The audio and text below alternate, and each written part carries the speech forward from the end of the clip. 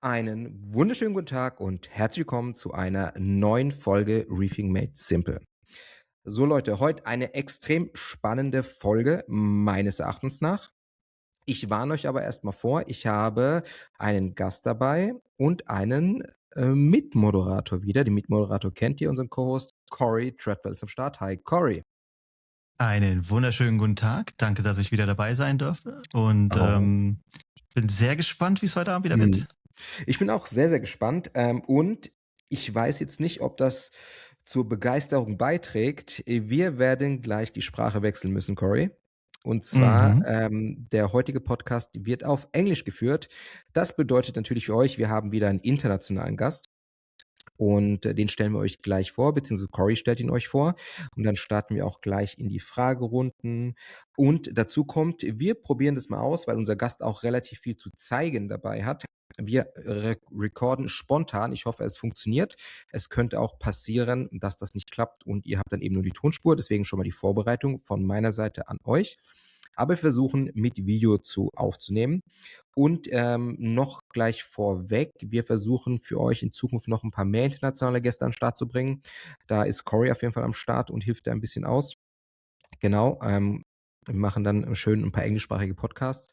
Aber das kommt dann noch. Auf jeden Fall, Corey, let's go. Du darfst jetzt mal anfangen. So, we have a special guest today, especially for our newer German audience. That name may not ring a bell, but for many old school hardcore reefers, you probably know Tony Vargas. I met him 2 years ago in the UK at the Coral Freak show. Very, very happy to have him as a guest today. I think, Tony, maybe you want to give us a few words, who you are, what you do. Oh my God. We'd be here all night. But first of all, I want to thank both of you guys, Tolga and you, Corey, as well, for allowing me to come and share my experiences, I guess, with the German audience. I really do appreciate it. To me, it is so valuable that we give as much as we can to our community. Because when I started, and we're talking about quite a many years ago, some of you guys probably weren't even born yet, but keeping a reef tank was a big secret. And it was like the guys that were successful didn't want to share their recipe with anyone. And today, I'm so glad that we have this kind of community where we can share our experiences.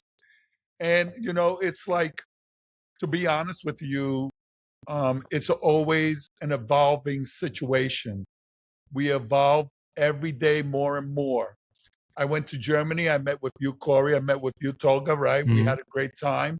But then I met with Martin. And here's a guy who has an amazing reef tank, very successful, running on just a protein skimmer. I mean, it's the first. That will be a topic today. Yeah, I mean, to be honest, like I said, as long as I've been in this industry, I keep getting awoke to all different aspects of reef keeping. So again, it's not just one recipe, right? Because I visit successful reef tanks all around the world and I host them on my video channel, but you always see something different. And, I was pleasantly surprised. So as much experience as I have, I'm still learning, right? Because this was thrown at me out of the blue, and I was like, wait a second, how could this be? But when I went in his filter room and I saw what he had, I learned. And the industry keeps evolving. When I started and Acapora started coming into the US, which was only one guy that brought in Acapora for the whole country. And when we would go buy an Acapora, it was that Acapora has pink tips. This one has blue tips. This one has purple tips. And now it's like, bam, 100% coloration. So it's constantly evolving, and I really appreciate still being here to experience all of this. From which time frame we are talking, Tony? How old are you now? And Okay. how long do you kept corals? So let's look at it this way. My first saltwater aquarium was in the mid 80s. My first reef tank was a 30-gallon reef tank back in the 1988. And so by 1992, when Julian Sprung came and visited my house, I had a full-blown SPS tank. I mean, mixed reef, but mainly SPS. And if you want, I have a picture of that tank there. And I was 1 year old by that time. Look, 1 year at Toga, how old were you? It was 88 or 92? 88 was 88, my first 88? I wasn't even born. I was 7 years in 88. Okay, so you were 7 years old in 88, and I just started setting up my first reef tank. But bear in mind, I've been in the aquatics since I was 5 years old, right? So at 5 years old, and stuff. Freshwater, yeah. So I was every night sitting alongside my bed, praying to the big guy above, please get me a fish tank. Please get me a fish tank. And then my mother surprised me at the age of 6 with a 5-gallon fish tank. So, since then, it's been aquatics. So crazy. I've been following it. I've been staying on top of it. And now it's like, but I can show you guys the tank from 1992 if you want to see it. I can share for sure. Sure. Can you share it on the screen? Yeah, let's see. Try this. It would be interesting. Yeah, let's see. So for everybody listening, now would be a good time to then switch to YouTube and look up the video if you want to see what Tony is actually showing. Oh, I just know from the German guys here, we talked, for example, your Cockot or other old school reefers, they can remember when they saw the first Acropora, it was just a bucket. They bring a coral. It was, I think it was a Ensman or Cory. I think it was Omida, I think, Ensman. or a young guy, something. Yeah, some staghorn. Yeah, for sure. Oh shit! That was your reef tank in 1988. In 92. That's 92. crazy. But you set it up in 88, right? No, I set up a 30-gallon in 88. Oh, okay. And then by 92, I had this was 150-gallon. So 150 gallon, that's 600 Liter. Ungefähr 600 Liter. It was 6 feet by 6 feet by 17 by 32 high. Also 1,80 Meter Aquarium. Okay, yeah, it's good size. That's pretty solid for this time. Now, bear in mind that this was in 92, and I had Florida live rock. Then in 94, I put Indonesian live rock, and it turned into that. It's crazy. So you already had live rock in your aquariums back then. How did you come up with the idea to use live rock back then? Because you said knowledge was so hard to get back then. So how did you actually come to that knowledge? Well, the way that I came to that knowledge was, to be honest, it was you guys in Germany. With the Berlin system. Exactly. So we already knew that Eng from Indonesia was using live rock for his tanks in Indonesia. And then that migrated to Germany. And then we were getting notification that Germany was using live rock. But we didn't know all the specifics. So bear in mind that when I got my Florida live rock, I put it in my tank, and the house smelled funny for like 2 to 3 weeks. and we didn't know why. And it was that the rock was curing, and it was curing and it was fine. But once it finished curing, we were good. And then this is my tank back in, this one was in 2001. Now, this was a really nice mix, Reef. 265-gallon tank. Yeah. You used metal halides in this time? I was using metal halides throughout all those tanks. The 150. I was using 1 400 and 250s on the left and right hand side.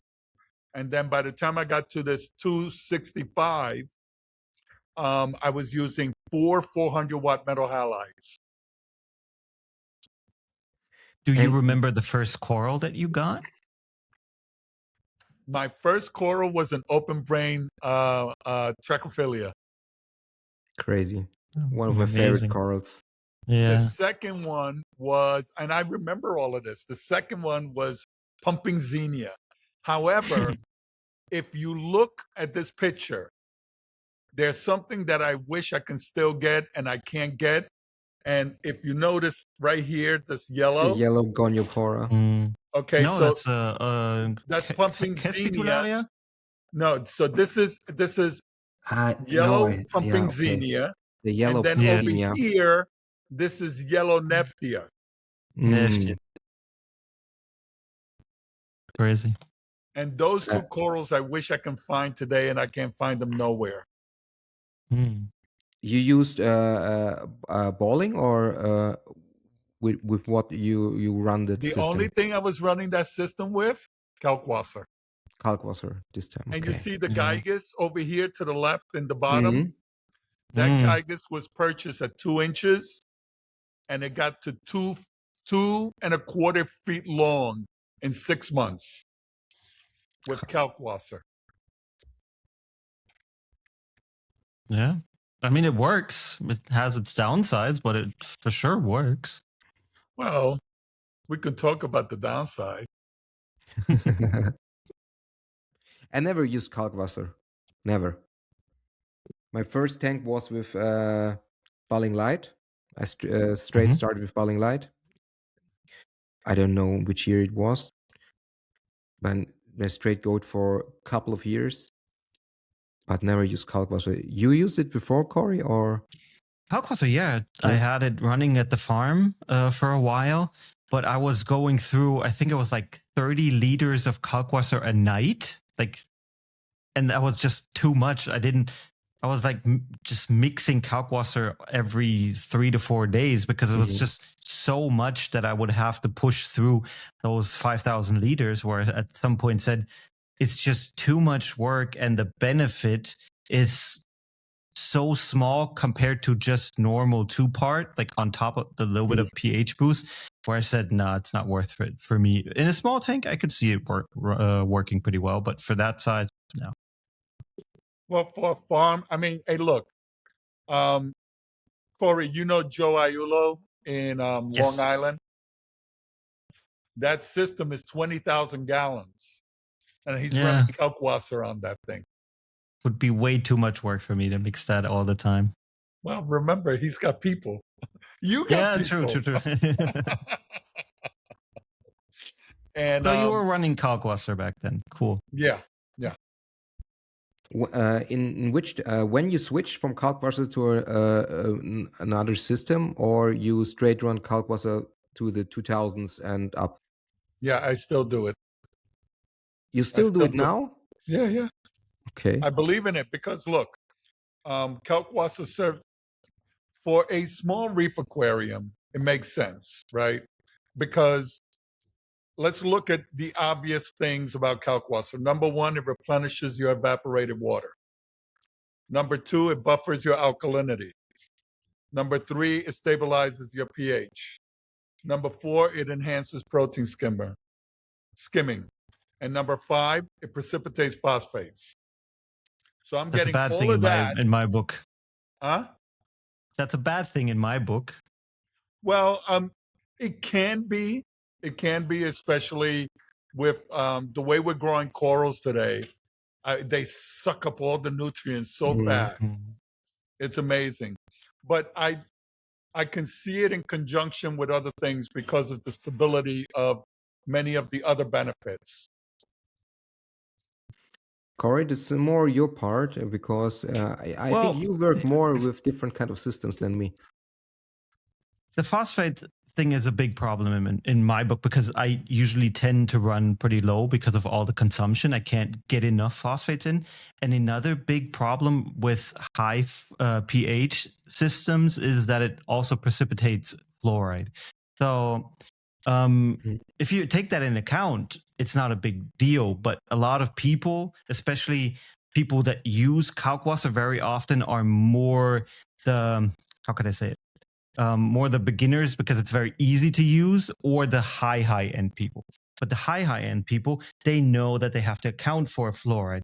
The usual beginner that just read, hey, kalkwasser is easy, puts it on the tank. They don't know that it usually precipitates phosphate and fluoride, and tend to run in problems with it. That's why I don't usually recommend it. I think a 2-part based on soda ashes beats that in most cases, in my opinion. But it's a very old system and it works very, very well. So, well, I mean, here's the other thing. I look at it this way: we're in the technology age now, where ICP tests can validate for you what's missing, right? Yep. If you're an old school guy, or even today, I mean, I see a lot of people still do massive water changes. You see it on Instagram or Facebook all the time. They do water changes 15, 20% every 2 weeks, every week. You still have those diehards that do that. ICP is still very important.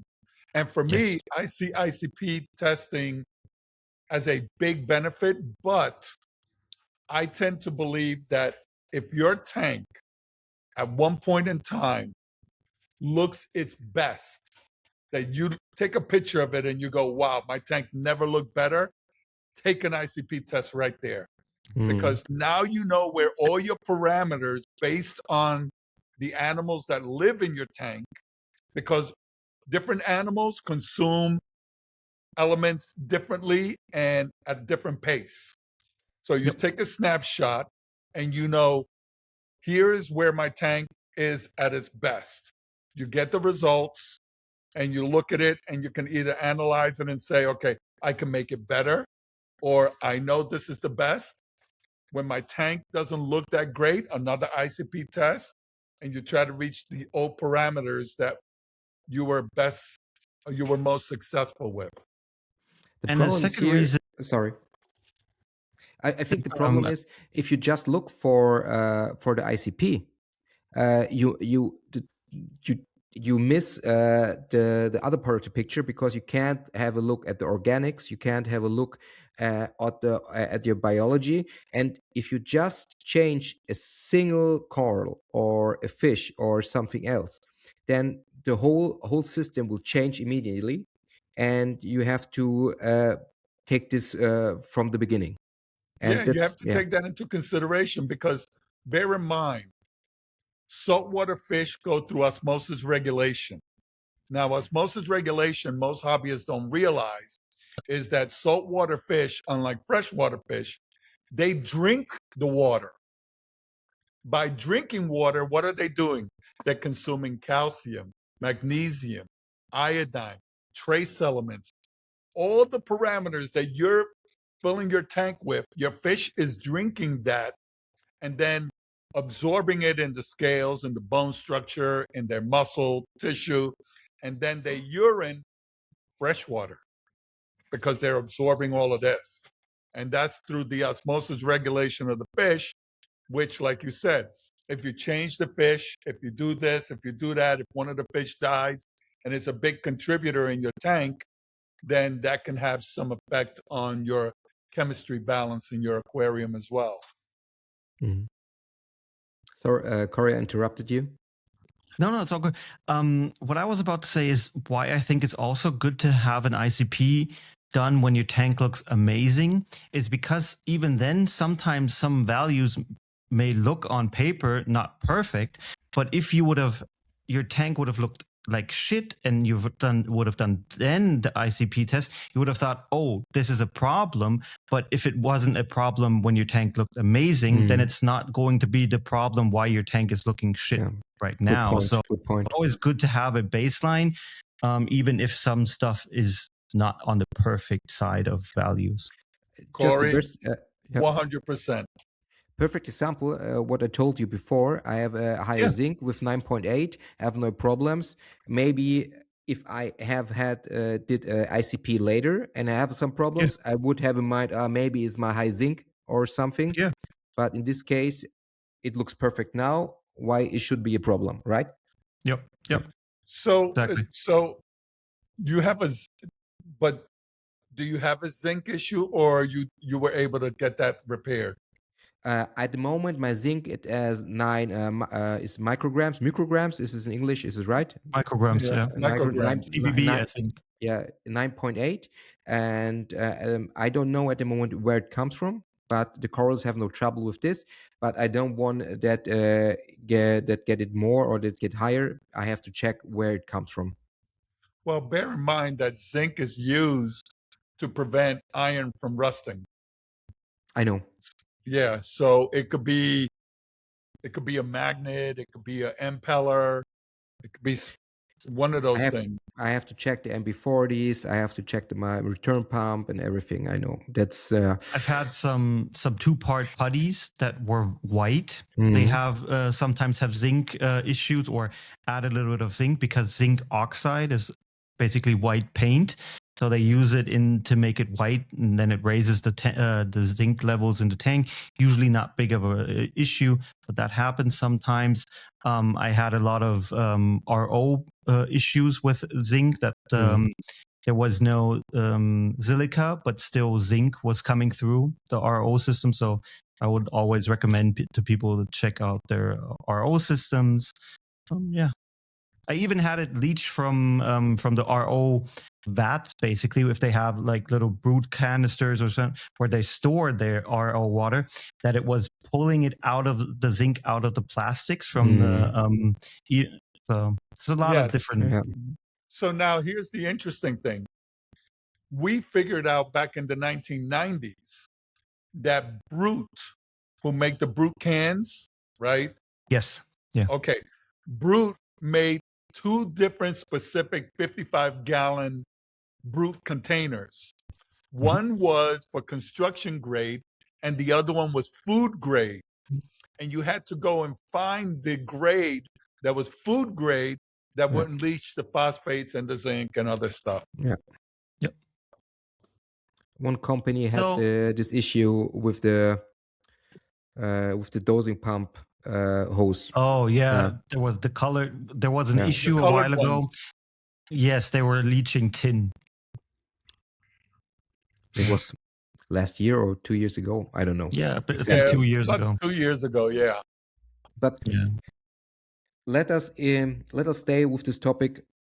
We're talking about how you do reef keeping, because I think a big thing is if you look for reef keeping in the USA and if you look for reef keeping in Germany or Europe, you have two different kind of reef keeping styles. Or you say it's more or less the same? No, I would say that right now the U.S. is migrating towards the way that it's being done in Europe, because bear in mind that Italy and Germany right now, I would say you guys are the 2 leaders in Europe. And you guys are using the ICP testing with your chemicals, right? And these chemicals are being, now, there's several companies now making this. You've got Reef Elements in the UK. You've got ATI in Germany. You got Fauna Marine in Germany. You got Modern Reef in Germany. So, but all of those companies are making their way.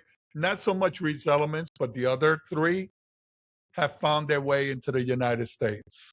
And a lot of people are using those methodologies and are finding ICP testing with this methodology is also helping the industry really well, because I'll be honest with you, some of the nicest tanks are functioning like Martin's tank is ATI. And his tank is the colors, you can't deny the colors on that tank are mind-blowing, right? But then you go to Mara and you see her tank, and her tank is mind-blowing as well. And she's using modern Reef. You know, so these additives that are now being produced, and they're being produced, I think, reasonably priced. So it makes it affordable for the hobbyists to use it. And again, this is all evolution. This industry just keeps evolving from, from bio balls. Think about it. Bio balls were running Reef tanks way back when. Making a comeback, I heard. We Some still, people we still have some dealers here that are going for this system. Well, bear in mind that if you have a system that you're constantly having to dose nitrates and phosphates into it because it gets consumed, you put what are bioballs great at? Producing nitrates. Sure. That's really what they do. So you put some bioballs in there, you get your nitrates up, and there you are. Now you're just having to dose phosphates because the corals are consuming all of this. We're growing them so well and so fast. Tony, my question is, especially for our viewers that don't know you, what did you do to become a name in this industry? Like, from my talks with you, you started out, as you said, as a reefer, just like a hobbyist. Why are you now, I hate the word, but maybe famous in this industry, well known in the industry? How did that happen, and why did that happen? Okay, so bear in mind how we started this conversation was that people way back when I was starting out in the industry, they didn't want to share their recipe with anyone, right? They just wanted it. So I, on the other hand, followed a lot of things that were going on in Germany. Peter Wilkins, right? Peter Wilkins was writing about it. You had Fossa and Nielsen writing about it. So they were really like the catalyst. And then all of a sudden, Julian and Charles come out with their set of books. And by the way, I have Nielsen's and Fossa's books. I have all their all the writings in German and in English. Oh, okay. Yeah, so I have their sets of books in German and in English, and then I also have Julian and Charles, their sets of books. So basically, it's funny because when I first started, Julian's books weren't even around yet. So the only one that was really around was Fossa. I mean, Wilkins, right? So Wilkins had this like skinny little book set, and he's the creator of Kalkwasser. That's the grandfather. That's the guy that invented Kalkwasser. So when I learned about Kalkwasser, up until that point in time, which was the late 80s, I was only actually doing water changes on a weekly basis because I knew that would work, and also putting in calcium chloride. Which salt were you using back then? Who was I using back then? I don't even know which salts they had back then. No, they wow, I can't remember what salt I was using back then. It was in a plastic package. It was white and blue, and I don't even remember. Wow. That's something, you know what? I'm going to try and look and see if I could, because I still find receipts and things from way back when. Like I still have the Crazy. receipt from the order that I placed for the live rock from Florida. Okay. I still have that receipt, which was in 88. Mm-hmm. In 88, I ordered the live rock. And when it came in, I Crazy. said, yeah, it's boulders of Elkhorn coral.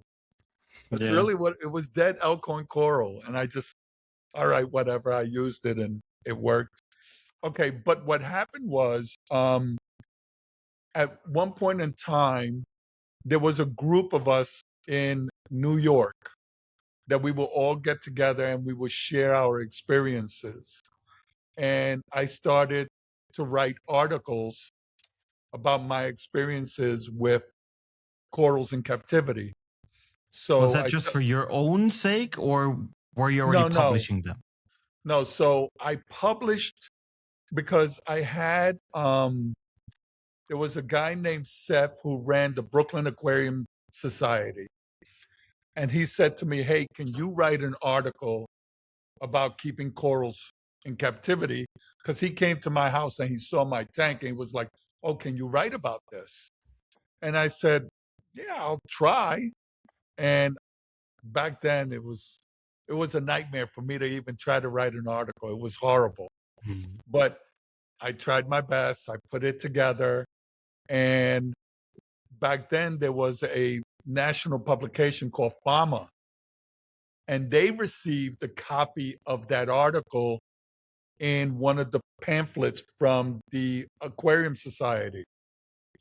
They received it and they reached out to me. Now, bear in mind, this was all before the internet, right? So we're communicating by mail. Everything we're doing took some while. Yeah, and when I wrote to Wilkins, it was by mail. I wrote it out and I sent it to Germany. And he would send back stuff, you know? So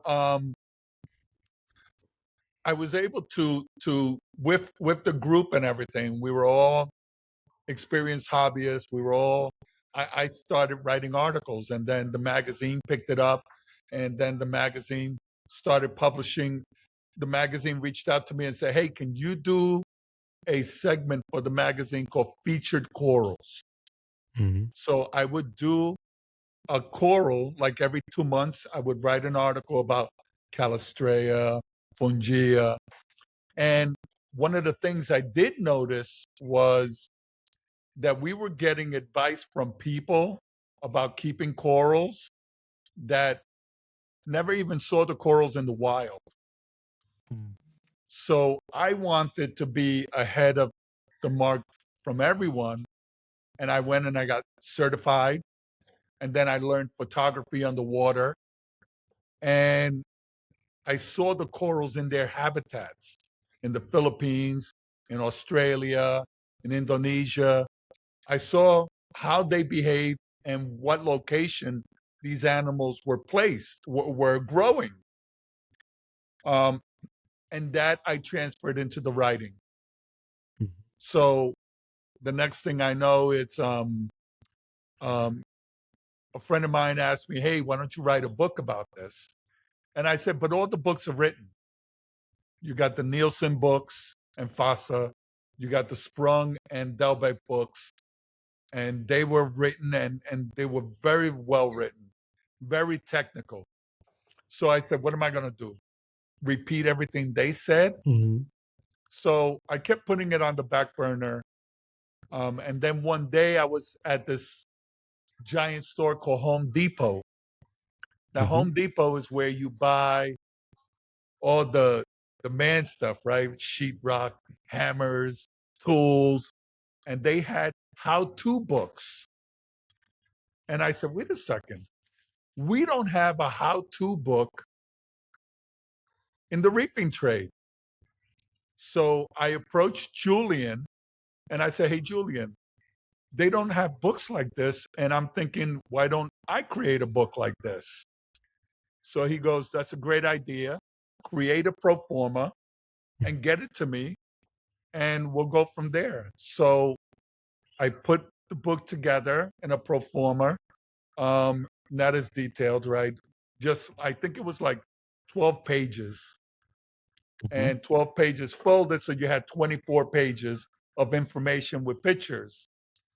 And he goes, "This is great. Can you do this?" And I said, "Sure." So it took me about 2 years to put my first book together. And it was basically how to build an aquarium from scratch. Mm-hmm. And no other book was doing that. They all gave you the idea on how to run an aquarium, but nobody Mm-hmm. said, these are the steps. So I had, in my first book, I had a nano, small tank, and then a bigger tank, and then a bigger tank, and then a bigger tank. And then the biggest one was Joe Aiullo's 20,000 gallon, right? So I had the progression and the story of him building this giant 20,000 gallon reef aquarium. And the book sold out. The book did very well. And Julie and I were very pleased with it. What was the name of the book? The Coral Reef Aquarium. Nice and easy. Okay, yeah. And I wish I had I was a about to copy, I would have say. showed you. And now it's a book that you can't find. You can't find because we never did a second printing. You still have one? Oh, I have a few copies of it. Okay. I have a few copies back at home in the Okay. U.S. I have it stored away. Nice. Because we did a gold edition of the book. So the gold edition 1, 2, and 3, I possess. Mm-hmm. Julian has number 4. Okay. You know, so we have the gold edition to that. And then we did the same thing with volume 2. We did the gold edition. How many books you published in your life, in your entire career? Well, it's just those 2. Okay. Volume 1 of the Coral Reef Aquarium and Volume 2 of the Coral Reef Aquarium. But I had a lot of published articles Okay. throughout Europe, throughout UK, and the US. So that helped me. And with those articles came the speaking engagements. Mm. So I would get asked to be a speaker here, there, and everywhere. And before I knew it, I was speaking globally. You know, I spoke all around the world in many different countries. And I'll be honest with you, as a kid growing up, we grew up very poor, my brother and I. We came from a very poor background. I never would have thought, and I remember my mother getting me a subscription of National Geographics. And I would look at those articles and read them about the Great Barrier Reef, this place, that place. And I always thought, you know, the way we were growing up, I would never see any of that. Mm. And through the hobby, and I'm grateful of this, through the hobby, I was able to travel all around the world because of the hobby. Are you doing or you did reef keeping as a full-time job, or what was your... No, it was always a side hustle. Okay. It was always a side hustle. It would, as in my professional life, I was an accountant. Mm-hmm. So that was the real way of putting food on the table, you know. And Paying for this expensive hobby. And you're still doing this, or you're just retired? No, I retired from accounting, and now I do. My side hustle is now my full-time gig. Gotcha. So what is your full-time gig now? Like how would you explain what you're doing right now? Well, okay, so right now I'm focused on consulting, and I also work now with Think Fish in Dubai. Mm-hmm. So I help them with their consulting. I help them with their marketing and things like that in order to get their business more up and running, stuff like that. Even though they were successful before I came, I'm just giving a little bit of a help with them, but it's not like they weren't successful without me. They were doing really amazing job before me. Like polishing, basically, just now. Well, I don't polish glass, but I do How, help them out with their marketing and their strategy and their. Now I'm helping them build their website. So okay. So How for those who don't know, where is Thinkfish based out of? it's in Dubai. But how it comes that you went from from the US to Dubai? That's a great question. Because I found, okay, when I first came to the Middle East, I came in 2012 and I was working for Ford Motor Company in their Qatar division. So I actually went there to help them build a financial statement that they did not have. So I went in, I built the financial statement, and I started going around to the shops. And what I found was at that time, they were operating like the 1990s, the shops. They were selling Eheim pumps as return pumps. And I'm like, no, man, they're DC pumps now. You don't need this AC pump, wasting all that wattage, right, to produce less water flow. I'm like, no. So when I retired from accounting, I was they reached out to me, a guy that wanted to set up a brand new shop in Qatar, and he reached out to me. He said, "Hey Tony, listen, I want to set up a shop," and I said, "I won't set up a shop in Qatar and be the 1990s. I can't do that. Come visit me in the U.S. and let me show you what I want to bring to Qatar." And sure, listen, in Qatar, when I first came and we set up the shop, they didn't even have bulkheads. They didn't know what a bulkhead was. You know what they did? They put PVC piping and put epoxy to the glass. Crazy. Die Fittings meint er, oder? Fittings. Ja, genau. Really? Yeah. And it was green glass. Verschraubung. It was green glass. It was epoxy with iron because they used they used a regular bolt with a PVC pipe through the glass and put a regular nut, steel nut, and then epoxied it. And the ones that didn't use epoxy, they used silicone. And I was like, no way. This can't be happening. And that was like isn't professional real. shops doing that, or was that just normal people doing it? No, these were, like I said, these were the shops that were there at the time. Crazy. Were operating like 1990s. They didn't have bulkheads. Every stand was made of steel and iron instead of aluminum. And they were using wood as platforms, and the wood was you could see it warping from the salt water. And I'm like, I'm not going to set up a shop in Qatar unless we evolve and we bring it to the, to the 220s. And sure enough, we did. We were able to bring in bulkheads. We were able to bring in modern aquariums, modern lighting, modern systems, everything. So we were able. So that's how I wound up in the Middle East because of accounting. But what kept me in the Middle East was setting up a shop. Okay. Since how many years you are living in the Middle East now? Since 2012. Okay, that's quite a while. Quite some time. Yeah. And I still don't know how to speak Arabic.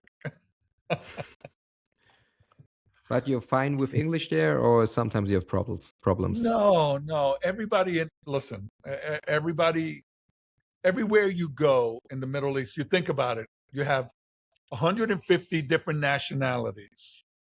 If you had 150 different nationalities all speaking their language, nobody would be able to communicate. Mm. So they all come in knowing English. And if they don't know English, they pick it up right away. Mm. And the next thing you know is everyone is speaking English. But tell me, how is the reefing scene or the reef keeping hobby in the Middle East? Where they get their corals, and they also, Reefer Q8. You made a video. I also made a video of them, and do they have more high end tanks like this, or is this really one of a kind there, and you have no other reef keepers like this? No. There's several great reef keepers in the Middle East. Unfortunately, what we bump into is everyone that has money and could afford these big, beautiful reef aquariums. They don't want nobody to know that they have these reef aquariums. Okay. So, like right now, I am going to meet with this guy who has this amazing reef aquarium. So he showed me a video just a week ago of his reef tank. It's 5 meters long. And when I tell you 100% successful, grown in colonies, big corals, amazing reef tank. He uses, modern methodologies. He has the tank so well lit, but it's a 5-meter tank Mm-hmm. in his home. But what happens is a lot of these people don't want you recording in their home. Yeah. Okay. Don't want you. Put it this way. When you walk into royalties' homes, they take your cell phone and they put it in a box, and you can't see that phone until you leave. In some places. In other places, they cover your front camera, your back camera, and your front camera with a tape. Crazy. So that way you can't record anything. So this is the kind of environment that we're faced with. Meanwhile, there's a lot of successful fish tanks, reef tanks, marine tanks, all of these type of tanks. They are here. And then you have a few guys that don't mind sharing their experiences. Naya is one. He's an Emirati here. And he has 4 successful reef tanks in his fish room. Beautiful. Okay. And I did a video of his. I also did Issa, the one you just spoke about. Issa's tank is amazing. And they're all getting the corals exactly where everybody else gets their corals. Okay. There's no, everybody tries to say, well, I don't want to share who I get my coral with. You don't have to. The whole world knows where all the nice corals are coming from. From Poland. Insider, yeah, I got it. Yeah, that's a little insider. It's an insider joke, Tony. Okay. So, because everyone is getting from the same sources, they're all getting the same corals, and everyone is up to speed with the current lighting, with the current tanks, with the current systems. There's nothing. I was surprised when I went and I saw Issa's tank that, oh, wow, here we are in Kuwait. But meanwhile, Michelle, who runs one of the shops there, has all the modern technology in his place. So, everyone's caught up. And all because of the internet, everyone's caught up. Do you believe... Oh, sorry. Yeah. Do you believe you coming to the Middle East and trying to bring more of the modern way of reefing helped to have a domino effect on more than just the area where you were? Like other places looking, hey, what is he doing? Maybe I can implement that for myself? There may be a possibility of a residual effect based on the videos. Because remember, when I do my videos and I visit all these beautiful reef aquariums, I state where these aquariums are located, right? And sometimes the hobbyist shares where he buys his corals from. So that does have a residual effect. But success was here, whether I would have came or I wouldn't have came. It was here already. I just happened to bring it more in the limelight because everywhere I go, they ask me, okay, what are the best reef tanks you ever seen? Right? So I'm in the Middle East. There's some nice ones here. There's some beautiful ones in Germany. There's some beautiful ones in Italy, some beautiful ones in the UK. I mean, you think about like David Saxby. Come on. Mm. David Mm. Saxby's Reef Aquarium is like monumental, and it's in the UK, right? So, and the same thing in the US. There's a lot of great hobbyists in the US. I think because of Instagram, Facebook, the internet, podcasting, I think our hobby has grown that For now sure. places that, put it this way, I'll give you an example. When I first did volume 1, which was, it was published in 2011, but I was working on it in 2010 and 2009, and even in 2008. I went seeking for the best Australian reef tank. Now, bear in mind, we're getting calls from Australia. There should have been some great reef tank from not one great reef tank, or not one that could compete against the ones that were being published. That was the issue. It couldn't. There were reef tanks there, but now there's so many beautiful reef tanks in Australia, in China, in Japan. Oh my God, amazing reef tanks I there. know. And then again, Germany, you guys have so many. Italy has so many. US has so many. UK has so many. And I'm sure France and Sure. we can't forget about Belgium and the Netherlands. Mm. Oh yeah, Yeah, for sure. for Oh sure. my goodness. Those guys have Yep. amazing reef tanks there. So, but I like to visit them. I like to interview them to show people that there's more than one way to have a successful reef aquarium. Mm. It's funny because if I post pictures of my tank in, for example, in US groups, especially in the beginning of my tank, I always get a shitstorm because of the reefscapes, because there are not enough rocks. I have no live rocks. It will not work. You can't grow bacteria on it. Your fish can't hide. You need more place for corals, and so on and so on. And it's funny because I think a lot of US reefers have this specific kind of how you have to do and how you have to work with your reef tank in their mind. And they are a little bit narrow from the view that you can't do it other way around. And yeah, that's for me, it's a little bit suspicious because Look, it's got to be frustrating for you, but I'll be honest with you.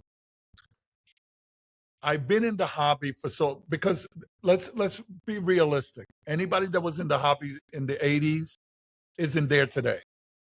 Anyone there that was in the 90s isn't there today. Anyone in the early 2000s isn't there today.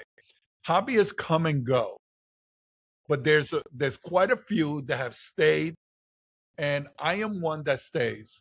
But the only reason I stay is because I'm very open-minded. I don't say to someone, "Oh no, it has to be this way," because I get proven wrong all the time. Mm. So I have evolved with the industry in looking at, when I saw your aquascaping, I was like, oh man, I gotta talk to this guy. And I was really impressed with it. And I'll be honest with you, everything is part of an evolution in this industry. Mm. I'm open-minded enough to evolve with it, because at the end of all of this, I'm going to need you to help me with the tank that Corey is sending me, this 440 Nios, and I wanted Aquascape with your stuff because, well, we can talk about this now, I guess, right, Corey?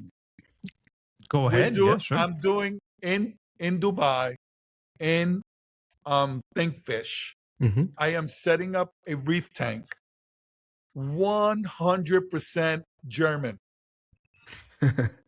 Seriously. So it's German stand, German sump, German pump, German skimmer, German reactor, German tank, German lighting, and German corals. Oh, an That American sounds owner. German. German lights means you will get ATI or We're looking at the X's okay, because nice. the pros, I don't like one of the things that I loved the pros, always loved it. But one thing that always pushed me away from it was green LEDs. Mm-hmm. There's Gotcha. no need for green or red LEDs in a reef aquarium. Not necessary at all. So the X's don't have green LEDs. But red, yeah, but no green. Yeah, but the red is more pink, but yeah. Yeah, it's more like a mauve color. It's pushing towards the violets. That's right. Yes. So I love the fact that it doesn't have the green. So they've evolved and they've created an amazing lamp. But what I want to do in the shop is for people to come in and go, okay, this is the Vargas Reef tank, but it's 100% German. Sounds good. German methodology, German everything, 100%, which means somebody's Aquascape. I told you, let me know if you need something. I will send you over. Not a problem. We know. Problem. We'll talk about it. But so again, the hobby is evolving, and where you're getting a lot of people going, or some people, it's not a lot of people, I'm sure, some people going, oh, where the fish going to hide? They always find, when you go to a coral reef, you find the fish are hiding inside the acroporas, yes, inside the styloporas, inside the montoporas, under the montoporas. Correct. The corals are the scape, not the rock, right? Yeah. Exactly. So but what I love, there's also something that's not talked about, which this platform actually allows me to talk about it. So far, for the last 2 years, what I've experienced with this type of bonsai aquascaping, the flow is much better. Yeah. Much, much better. Yep. Blows away the flow on any other systems. And I've noticed it. If you place rocks and you decorate it nice and you create caves, all you're doing is deflecting the flow. All you're doing is creating a place where the flow can't get to. Yep. With the bonsai, you got flow from underneath. And bear in mind, the corals love getting flow from under and upward. Yep. And people don't realize this. So when you're creating this world effect like this in the tank, or like this, is going under the corals and through them. If you got boulders of rocks and you're placing the corals on top of it, how is it getting flow from underneath as easily? True. So what I'm saying now, and what I want the community to understand, is this bonsai effect, you may disagree with it, but if they put science to it, and right now this industry of ours is successful because of hobbyists that said, oh, they say we can't keep acroporas, we're going to keep acroporas. They said we can't build it this way, we're going to build it this way. They said you can't cut a coral and make it grow, we're cutting corals and making it grow. And then the science went in and backed up our claims, right? We were all theoretical. We were theorizing that this is going to work. I guarantee you, if they do science work on bonsai structures of corals being, of SPS corals being on bonsai, they're going to find the corals are more successful with bonsais than they are with just boulders of rock. For sure, yeah. So you're heading down the right path, man. Don't listen to those naysayers.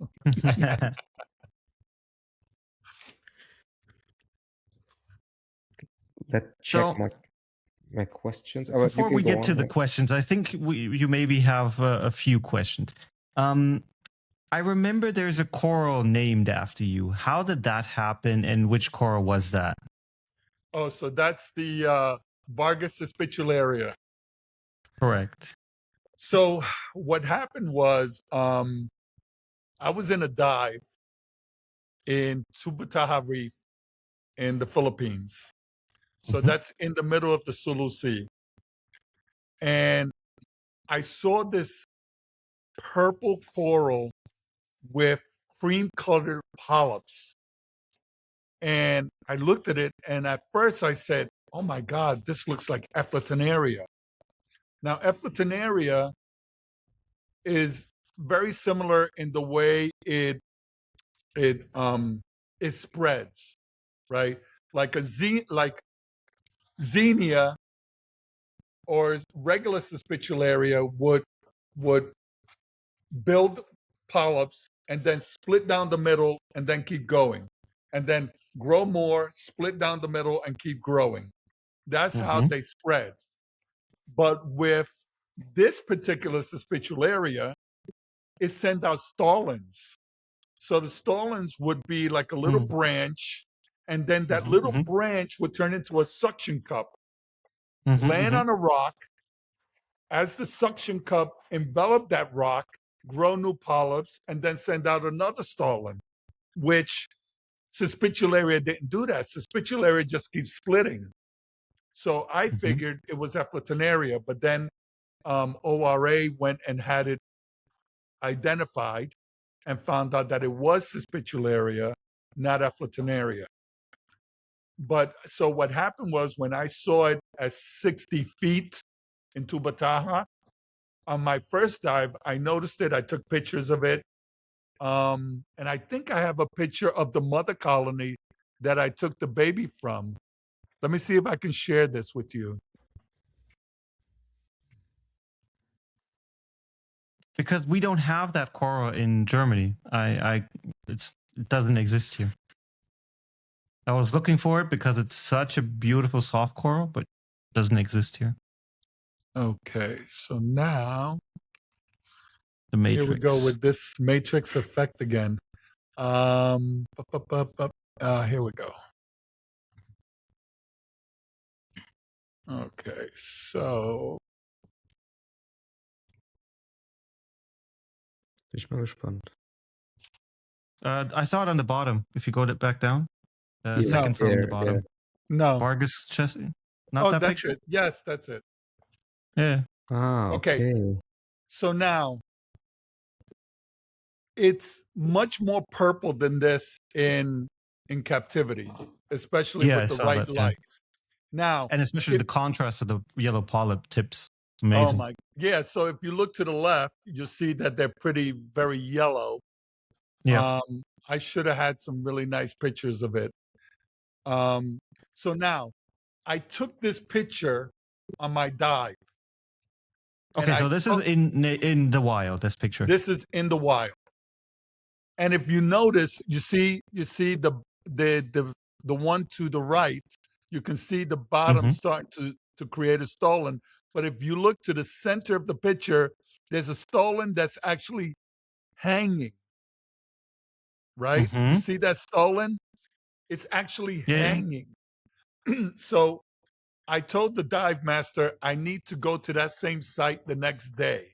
And I came with a little container, and all I did was pinch it, put it in the container, and brought it back home with me. Crazy. I didn't hear that. It reminds me a little bit of a capnella, of a... Yeah, kind of, but if you look at pictures online, it does. I know, but yeah. Yeah. Let me see. Hold on a second. Let me see if I can find us a The ORA picture is pretty good if you check on Google. Okay, so bear in mind that I gave ORA my colony, and then they So you went. took it to the States, right? And then what happened with it then? So bear in mind, right? I'm on the airplane, and back then you could bring water on the airplane. So I had Mm-hmm. 2-liter Pepsi bottles filled with salt water, and I would go into There the you could not. bathroom. I would go into the bathroom every 30 minutes, and let's see if we can find it here. And I would do a water change. That's crazy.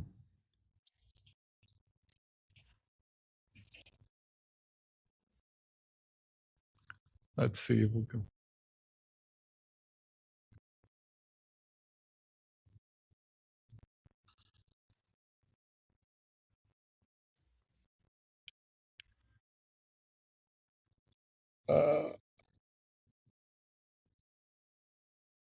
I think it's a little bit strange sometimes if we have just listeners and not viewers. Yeah. They will have this. So right now where Tony is typing in the name, so we can look up the coral. I don't know. It's Vargas. Yeah, there it is. Kespitularia. Also auch wenn ihr mal reinschauen wollt, Kespitularia und dann Vargas dazu. Really, really pretty coral. That looks crazy. Yeah, and I was trying to find it, but couldn't find it here. Purple Even the yellow. normal blue version is hard to find here. So what that looks really interesting. Yeah, this. And you can buy it in the US? Yeah. Okay. ORA. So I brought it to ORA, and I said, "Look, guys, I discovered this coral." And then they reached out to Julian to verify whether, I was. And Julian said, "No, Tony did discover this coral in the Philippines, and he got it to us here." So he and Colin were the only two I shared the coral with. So, and then I told ORA, grow it, sell it, share it. And then they went and got it identified and found out that it was Suspicularia. And then they named it Vargas Suspicularia. That's cool. It's pretty cool. Yeah. Love that coral. Okay, so let's go back. And I want to show you something else that I found in the Philippines as well. Okay. Hydnophora. Interesting. Yeah, what I said, Hydnophora. Gray, silver gray Hydnophora. Mm-hmm. I never had seen it in that color. Mm-hmm. And I was like, wait a second, what is this? It's and also, it it's a wild shot here. It's in the reef. No, this is now in captivity. Okay. And where did you find it? In Tubataha. Yeah, so I mean, that's the reason why you probably you don't see these types of morphs, because you don't tend to get corals from the Philippines, and yeah, that's why. Here's always another one of my favorites. Nephthia? Yellow Nephthia. Yeah. Photosynthetic, by the way. That's so pretty. Yeah. That's so pretty. Yeah. I like the pink Nephthia with the yellow tips. This is like, and I can't find this anywhere. I found it 2 other times, and I was really ecstatic about it, but can't find it anywhere now. Where did it originate from? Philippines. Yeah, that's going to be hard now. But they also bring it in from Indonesia. Well, bear in mind that the Philippines is allowed to export soft corals. Yeah. Well, export, yes, but for us, it's not the exporting the problem. They're banned from importing them, so our side has blocked it. Yeah. Wow. Yeah. So you can't get it at all. I mean, it's a soft coral. Yeah, no. Let me see what other coral I have here that will fascinate you guys. Oh, here's Acapora, Florida at 100 feet. Oh, Look at the 100 growth form. feet. It looks It's like a ganz schön tief. bonsai structure. Yeah. So, which reefs did you enjoy most diving? My favorite over the Great Barrier Reef, because the Great Barrier Reef, here's something that most people don't understand. The Great Barrier Reef is massive in size. Yeah. However, the species diversity with fish and corals are much less than they are in the Philippine-Indonesian region. Mm-hmm. So let's say, for example, the Philippine-Indonesian region has 1,200 different genuses of stony corals, and the Great Barrier Reef is 600. Okay. So what the Great Barrier Reef plays on is color diversity. okay. But if you want to see different color fish, different species and genus of fish, you're going to have a better and greater variety coming from the Philippines-Indonesian region. I've heard Then- that Raja Ampat has the most of all animals you ever will see in one reef area. I would debate with that because I've been there too. Mm-hmm. But that's why I say the Philippine-Indonesian region, because they're, it's what they call the coral triangle. Yep. Is there, and then here is at 60 feet. 60 feet is round about 50 meters to 80 meters, something like this. Yeah. Crazy. I love that how in nature what we tried to do, because sometimes we read, oh yeah, these corals would never see each other in nature. But if you look at a picture like that, you have Aquapora, you have a maze brain next to it. It is a big blend of different species right next to each other. So Well, this yeah, is you have, basically a mixed reef, right? well, basically, in this image, you have Porites, you have Isopora, you have Montopora, you have Acropora, you have That could be a pavona in the front next to the Aquapora. You have no, actually, lot that's of that's Porites rust.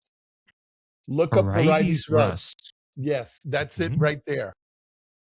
That coral, Interesting. I have a good shot of that coral close up.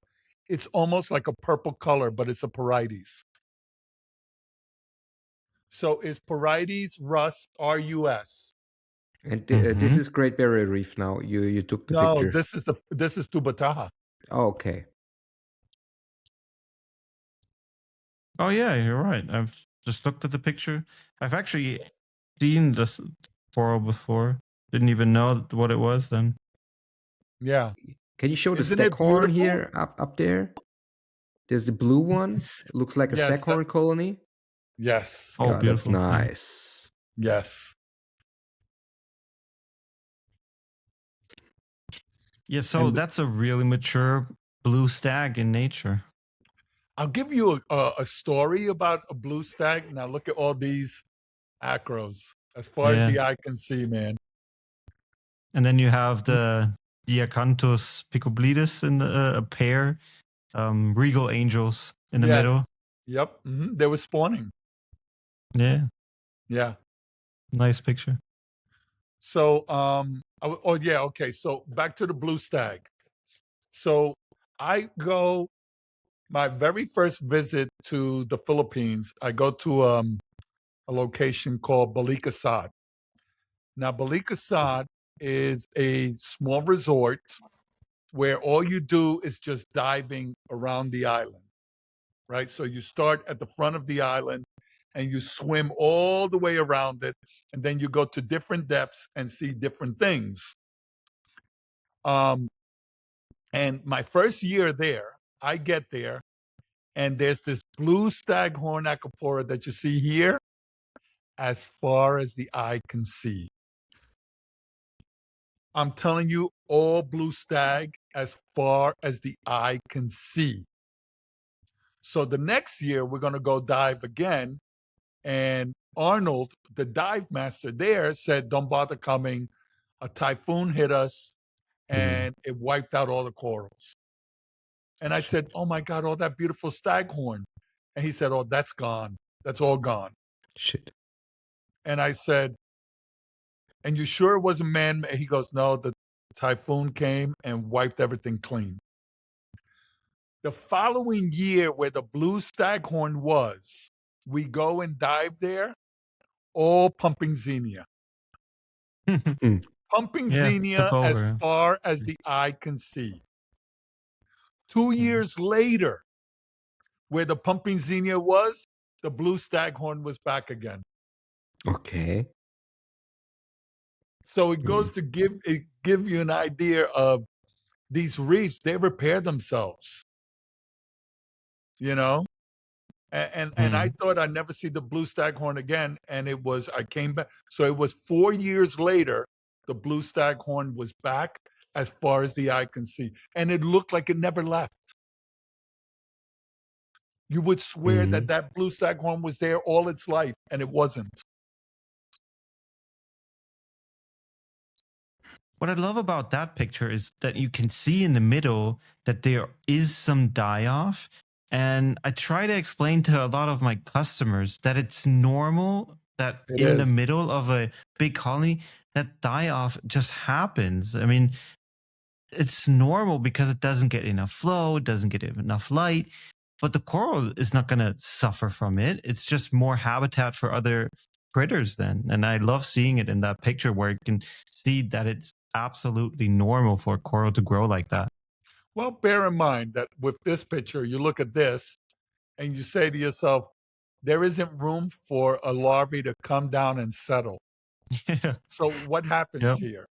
In a situation like this, that Porites and the acropora and the isopora next to it, they all envelop that brain coral. They grow faster than the brain coral, so they grow around it and then over it.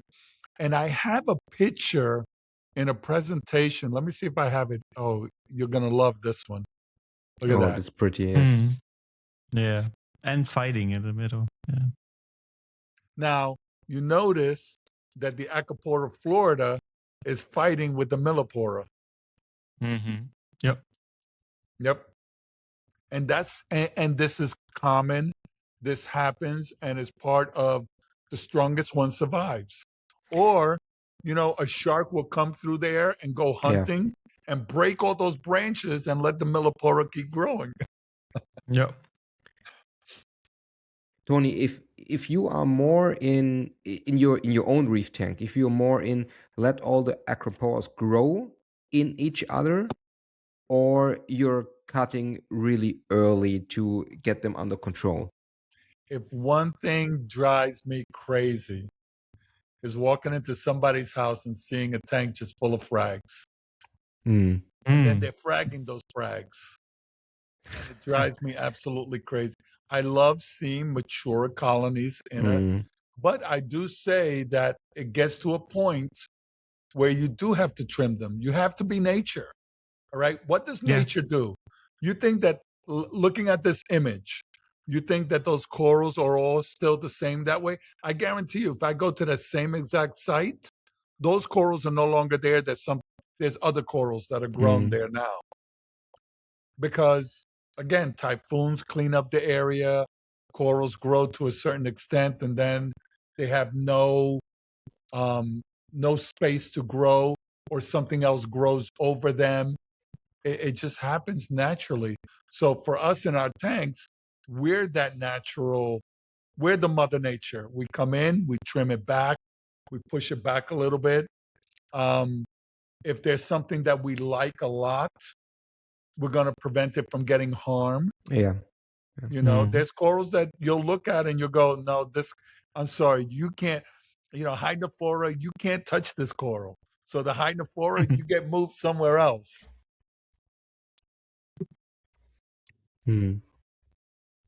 Oh, and here's the gray Hynophora. That's where the mother colony came from. It's very, very interesting growth pattern. It basically looks like little stars connected. It's really weird, but I like it. Yeah. And one of my all-time favorite LPSs. Branching Favia or something like that, right? Branching Favites. That's Favites. crazy. Yeah. I never saw a branching one. Yeah, this thing They is... used to come in, but it's been, haven't seen them in a long time. And they're not easy to keep either. Yeah. But Tony, you're more in sticks, right? Not in LPS. No, I'm that 440 when it comes, it's all going to be sticks. Yeah, okay. And more specific to acros. I don't want Monteporas in there. I'm going to set up another tank just to put a little mix, but I just want acros in there. Do you have a favorite aquapora? Yeah, perfect timing. So what are we seeing there? This is Aquapora abrotendinites. So you like the big, heavy branch, like the look at the structure of this coral. Yeah. There isn't another Aquapora that looks anything. Well, Robusta looks a little bit like this. Yeah, Robusta. Yeah, but it's not this. Now I'm sad. Did I even show you my yellow Aprotanoides that I have? I have multiple yellow ones at my farm. Well, don't worry. I'm coming back for Interzoo. We'll be attacking your farm again. Yeah, totally forgot that I have a few yellow ones. Yeah. Well, yeah. The other thing I wanted was that Gani, the Ganapora. Oh yeah, the Hellfire Inferno. Oh, sorry, the Inferno. Man. That thing was so beautiful. And you said, "Oh, don't worry about it. I got more." And when I went to get it, and then they were sold. Yeah, they were gone. I cried all the way on my on the airplane ride. I cried all the way home. Now I won't be able to sleep because I made Tony cry. Corey, we have to take Tony to Piggy Korallenzucht for the LPS collection. Yeah, we know a guy. He's very much. He's not even. Well, he claims he's a coral farm, which indicates that he sells corals. But if you go there, he doesn't want to sell anything because he loves his corals so much. So I have to fight with him basically to buy stuff. If you are here, Tony, you have to go there. We can take you there. Really, really, you will appreciate this. Well, I'm thinking, okay, none of you guys are displaying at Interzoo, right? I'm not really. Nios is, yeah, we are. I'm not displaying Nios, yeah, for sure. Oh, okay. So will you be at the show? Corey, will you be at the show? Or will you be at maybe 1 or 2 days? I'm not quite sure. 1 or 2 days I'll be at the show. Because I want to take at least 2 to 3 days I want to go visit Sam. That's a priority. Oh, yeah, but that's way up. Yeah, I know, but I'm going to make it a priority to visit him. Okay. Makes sense, Yeah, that guy deserves he deserves a video and to talk about everything that he's done and what he's doing and how he got there. Both of them really deserve world recognition, what they're doing. I mean, they're really taking Jamie's work to the next level and bringing it to the masses, which is amazing. And this is and to be honest with you, this is what I don't like about the public zoo mentality. The public aquarium mentality is that they do the science, they do all these successes, but they don't want to share it with the hobbyists. Yeah. And I am so 100% against that, because if it wasn't for us, you wouldn't be doing that science. Yeah. You know, that's really what it comes down to. And now that you have the science and you're doing this, share it with the hobbyists. I'm not saying to go and sell everything that you have, but I'm just saying you should share it, and they don't want to. Yep. And I think that's a fallback. And that's where the Acropora sevicornis is going to go as an extinct species because of the stupid mentality that they don't want to share that coral with the public, where they should. Yeah. Just imagine how many people would be growing that coral in their home tanks. It couldn't go extinct. Exactly. As a matter of fact, I think today there are more corals on land than there are in the ocean. Yeah. Think about all the corals that we grow, that we frag. Yeah. Now, Sam, and I love this about Sam, that he's bringing it to the hobbyists. And, you know, he doesn't have to share the science because I really don't care about I care about the science, but I really don't care about it as far as how it relates to what he's doing. I care more about what he's doing for our community. That's what I care about. And I think he needs to be recognized for it. And I want to go and do a great video of him, his place, his wife, and talk about, you know, their experiences, their fallbacks, their, you know, their unsuccesses, you know, what have they failed at? And what did they learn from those failures? I tell you, Corey, your interview with me in regards to the disease that you got in your farm, I got so much information, so many people telling me, "Oh my God, that's exactly what I had. Now I know how to fix it."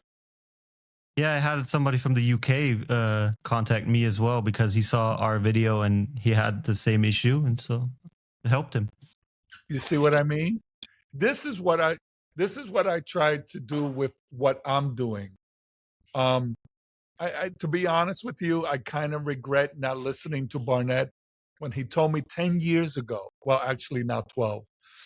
12 years ago, he said, "Tony, start a YouTube channel." And I go, "Nah, that's not me." "Tony, start a YouTube channel." "No, that's not me." And for years. And then finally, when I decide to do it, I regret not starting 10 years ago. Yeah, if you have had started 10 years ago, now I think you would have one of the biggest channels in the reefing scene. Yeah. So now, but I'd be honest with you, I like the way my Instagram, my Facebook, my YouTube channel, my X, all LinkedIn, all of them grow, but they grow organically. And when somebody wants to follow me, I look and see what they're doing. So why are you following me? What do you have a tank? Do you like the hobby? Because if you don't, I can't waste my post on somebody that's not interested in in the community. Because look, no matter how much we post, our posting only goes out to 30% of our followers. And then some of it gets caught by people just scrolling and finding us. But only 30% gets shared. So why should I have 30% of someone that's into beta fish, that's into cigars, girls? They don't help my channel. So I make sure that the people that follow me are people that are really interested in what I'm putting together. Because if you're not, don't follow me. But you're also defollow some people when you see they are don't into reef keeping, or what is your behavior here? Yeah, I removed them. Oh, okay, crazy. Yeah, no, because I get girls that think that, oh, well, this older guy is probably into younger girls, and I'm not into that. I'm sorry. Yes, you're cute, but nope. I don't want you. I don't want you on my page, because when I post and she becomes part of that 30%, I just wasted a post. Yeah. And I'm not going to do that. So I don't share my family. I don't share my my travels. I don't. Well, I mean, the travels, yes, like for Yeah, the for sure. hobby. Yeah. Mhm. But like for example, I'm going on vacation to Hawaii, Mhm. and it's only just focus of me and my family, and I'm going to post that. It's a wasted post. Mhm. I post. I should set up a channel or an Instagram account just for my personal life, but I don't like sharing my personal life either. Anyway, I'm boring. I'm super super boring. I keep it the same way. I try to keep my personal life separate from my like reefing persona. Mhm. Yeah, I agree with that. I agree that um, I had a shop that I was helping, and he was posting cigars. He was posting ice cubes. He was posting forks, his steak, all these things that would interest the regular person or anyone else that's into cigars. And then, oh well, nobody's following me because my when I post about my fish, nobody cares. Well, that's because you're sending it to the wrong audience. Mm. We have a niche and we have to pursue that niche. Mhm. Okay, I'm going to stop sharing. I think we've seen enough.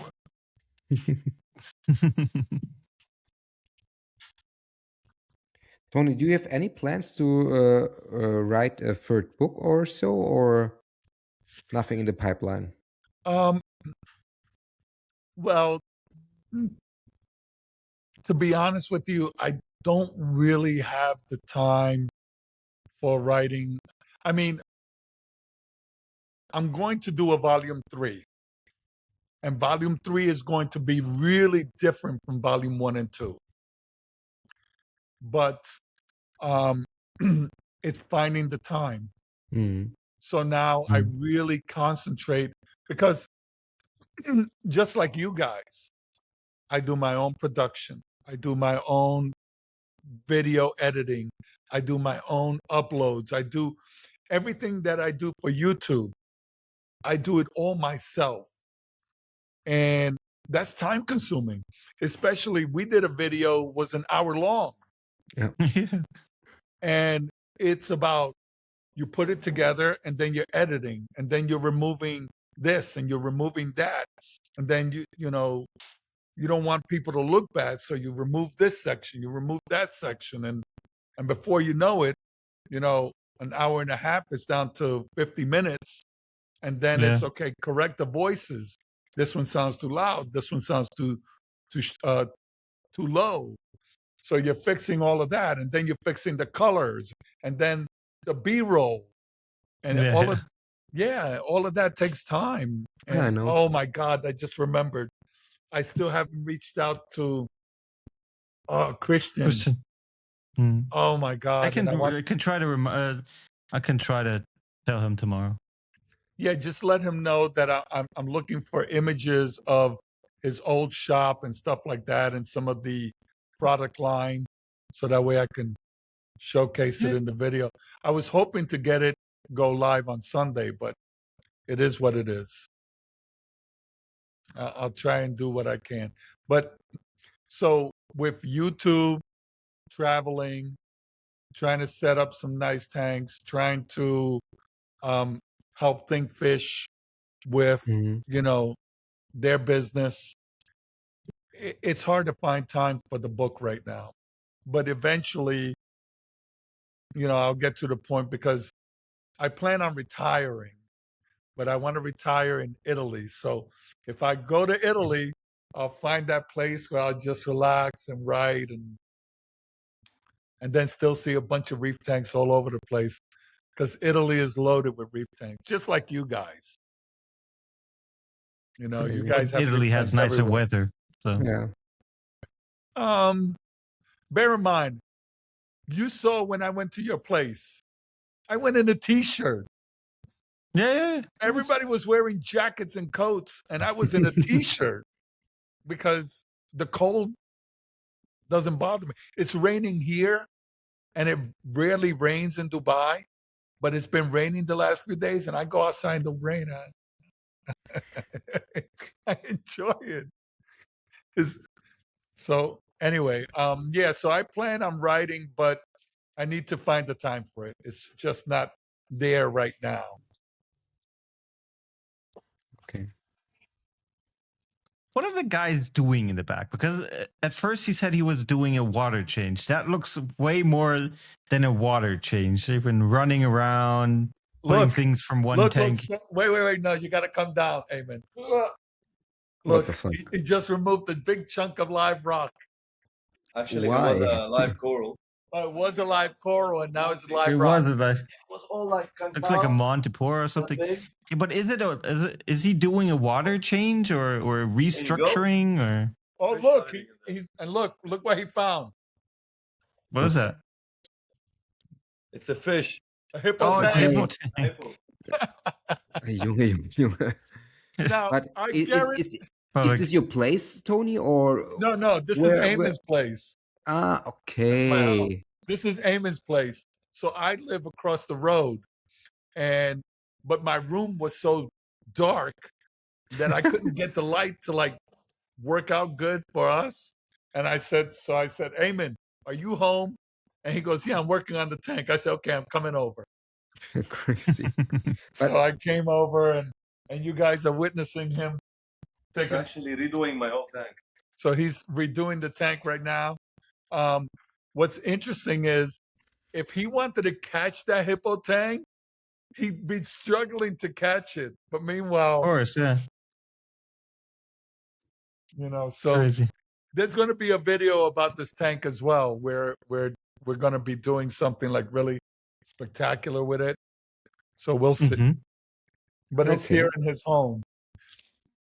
Meanwhile, I'd rather build a tank and build it at the shop because I know the guys are going to be there. And when I'm traveling, they're taking care of the tank and I don't have to worry about it. So how many days of the week do you spend in the shop? 5 days. Full time. Okay. Yeah. So right now, my main focus is a couple of projects that we're trying to get started. So because I also get involved with projects outside of Reef Tank. So right now we're working on a pond project that we're trying to get. Mhm. So I've been not negotiating, but setting up the proposal and visiting the site to explain to the customer what we need to do and how it needs to get done. So I get involved with that as well. So it's pond projects, freshwater projects. Yesterday we were at Teddy's, right? Yep. Okay. So yesterday we were at this guy named Teddy's. It's a brand new constructed home, right? Giant villa. So we went in because we had already formalized the proposal and decided what kind of planted tank we're going to do.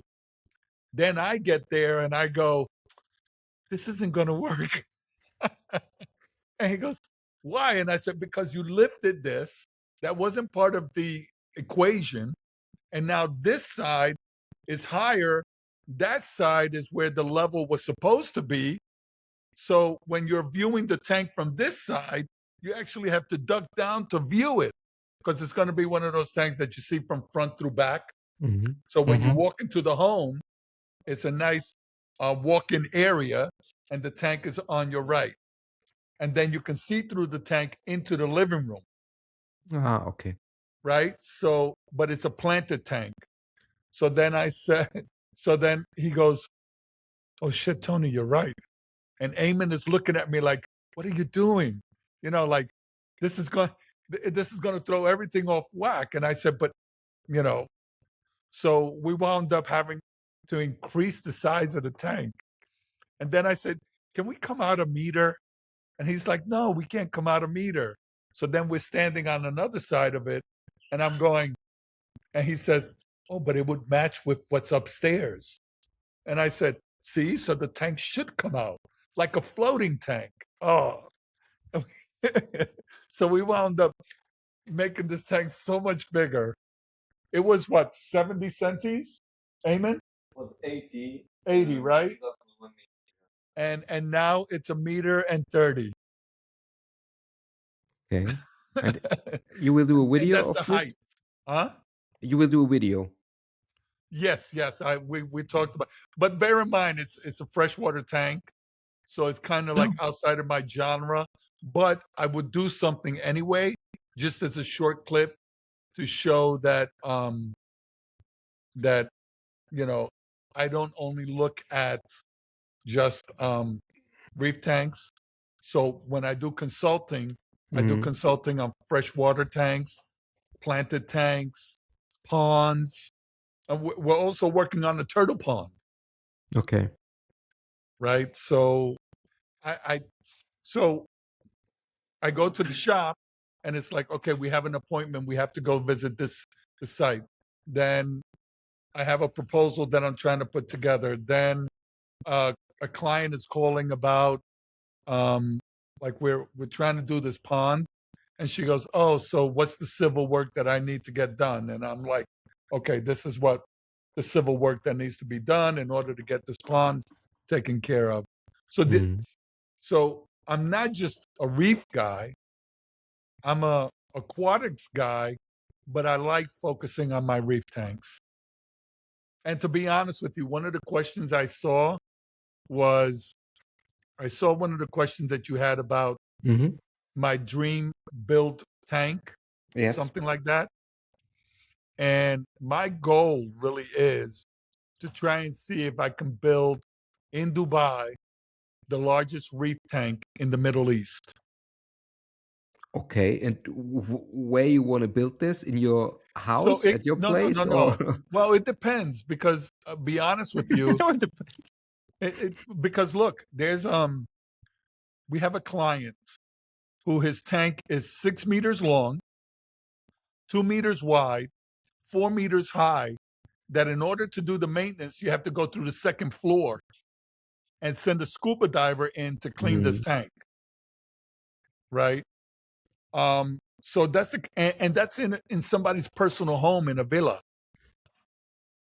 Right? So we can build extraordinary tanks, but I would like to build something either for a mall or a theater or a commercial business where I can build a reef tank that we can say is the largest reef tank in the Middle East. And right now, in order to achieve that, it needs to be 8 meters by 3 meters by 4 meters. Okay, that's quite a bit. Yeah. So if I can get someone through all of this networking, that's my goal. And then you know what'll happen there, right? So now it'll be the largest coral reef aquarium in Dubai, and then Saudi Arabia will say, no, I want the biggest one. So I'll get the knock on the door. Hey, Tony, we want to build the biggest one in Saudi Arabia. Here I come. Not a problem. Let's do it. I started a school project in a couple of days or weeks. I built a reef tank in a school, especially in my school. I will start one. I also wrote Matthias, Corey. I don't know if he told you. No? Okay. No. But I will do a reef tank. It's a school project with the children from school. And I want to build a 2 meter 40, 60 reef tank with soft corals, gorgonian, and macroalgae. Oh, nice. I'm looking for sponsors for that. And if I don't find any sponsors or not enough, I will pay this from my pocket. But I will do that in school with the people there. But I'm looking for them. But this Sunday will come a new video, and I will introduce them. I will shoot the first video with the kids from school tomorrow, and I will cut it, and it will come online Sunday. And we are asking for sponsors and explaining the project and so on and so on.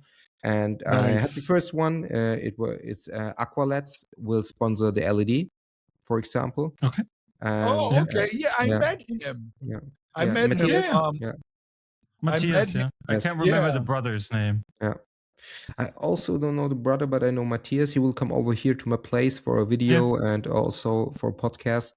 But yeah, he's quite cool guy. And Yeah, I've known him for Yeah. now probably 12 years or so. okay. Yeah. He's the one that was at the show that had the LED light in water. Yes. Yeah, correct. Yeah. The tall guy. Yes. So I interviewed him, and Mhm. I said to him while we were shooting the video, I said, "Yeah, I'll take a video shot of the light inside the water." I never got the shot. So Ah, when you get a chance and you speak to him, see if he has any footage of it, so he can give Yeah, it to no me, so problem. I can put it in the video. I can Because I We'll send have found somebody that who can. interesting. Yeah. You can have the number. You don't have the number? I do. I have his card. Oh, okay. But I I have can his send card. you. I can Yeah, send you they're via from. They're WhatsApp. Yeah. from. Those two are from around here as well, so they Yeah. live pretty close to us. Matthias, like my boss, Matthias and Christian, they told me the Aqualids guys were their customers when they were quite young, like when they were teenagers. There were already White Corals customers, and at some point, then they started their Aqua LEDs company. Yeah. Hey, one of the things I wanted to ask Christian, and I never did get the chance, where did the name White Corals come from? Because, to us, white corals mean that it's dead. Yes. I've asked that question as well. Before both of them had white corals, they had a pretty big zoa collection. They were doing it in their basement. They had at home. Right. And they opened a online shop for high-end zoas back in the day when Rasta zoas were the biggest brain melting zoa. And it was called Black Zoas because colorful, but still black Zoas. And Okay. when they just wanted something that is Controversial. yeah, it's a bit controversial. And so the same was when they wanted to open a normal retail store. All the aquas and faunas and terras and everything that every store sounded pretty much the same. So they wanted something that is very, very different. And what is very, very different? A dead coral. So they called themselves White Corals. Okay, so then it was exactly what I was thinking of. Because when I interviewed him, I had that question in the back of my mind. Mhm. And then we just started talking, and before we knew it, it was finished. And then, so I'm editing the video now. And as I'm editing it, I'm going, why didn't I ask him where the white coral came from? Because everyone's going to want to know, to me, Mhm. right? So, Yeah. but I had a funny feeling white coral means, Yeah. puro coral. It's just controversial, yeah. Yeah, okay. All right, that makes sense. But I like the thing that you're doing with the school, because that's one of the things that ThinkFish is developing. ThinkFish has many different departments, right? So they have ThinkFish plant, ThinkFish marine, aquaculture. They also have a section for education. Mhm. And so what we plan on doing is reaching out for the schools, letting them know that we would love to give lectures about corals and fish and things like that. And I think that the young minds would really appreciate what we've done in this community and how far we've gotten. Because, I mean, think about it. You look at all these beautiful, colorful reef aquariums. You would never see that back in the 90s or early 2000s. Sure. And today, look how far we've come, that they're breeding them in captivity. Yeah. Yep. Yeah. So, and man, I have to give it to Sam. He's breeding some beautiful stuff. Yeah, for sure. Oh, I they have are. now Yeah. I now have 7 canties from Sam in my Oh, set. 7 really? already. 7, yeah, 7.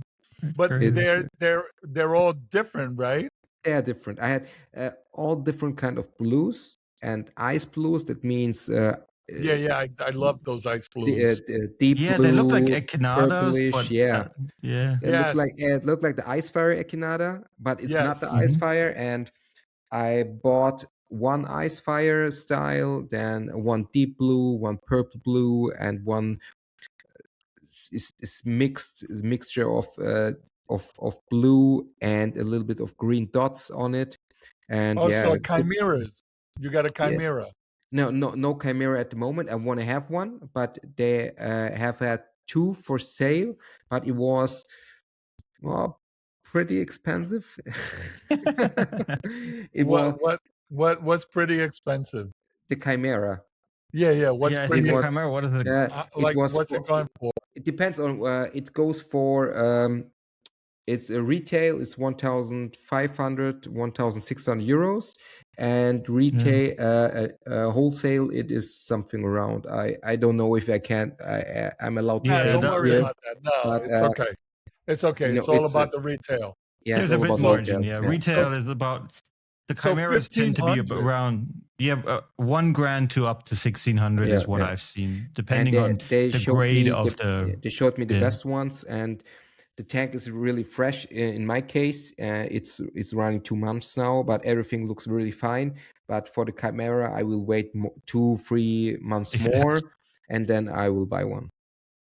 I tell you, I have 3 of the chimeras, and oh man, they are just mind blowing. One is purple and green.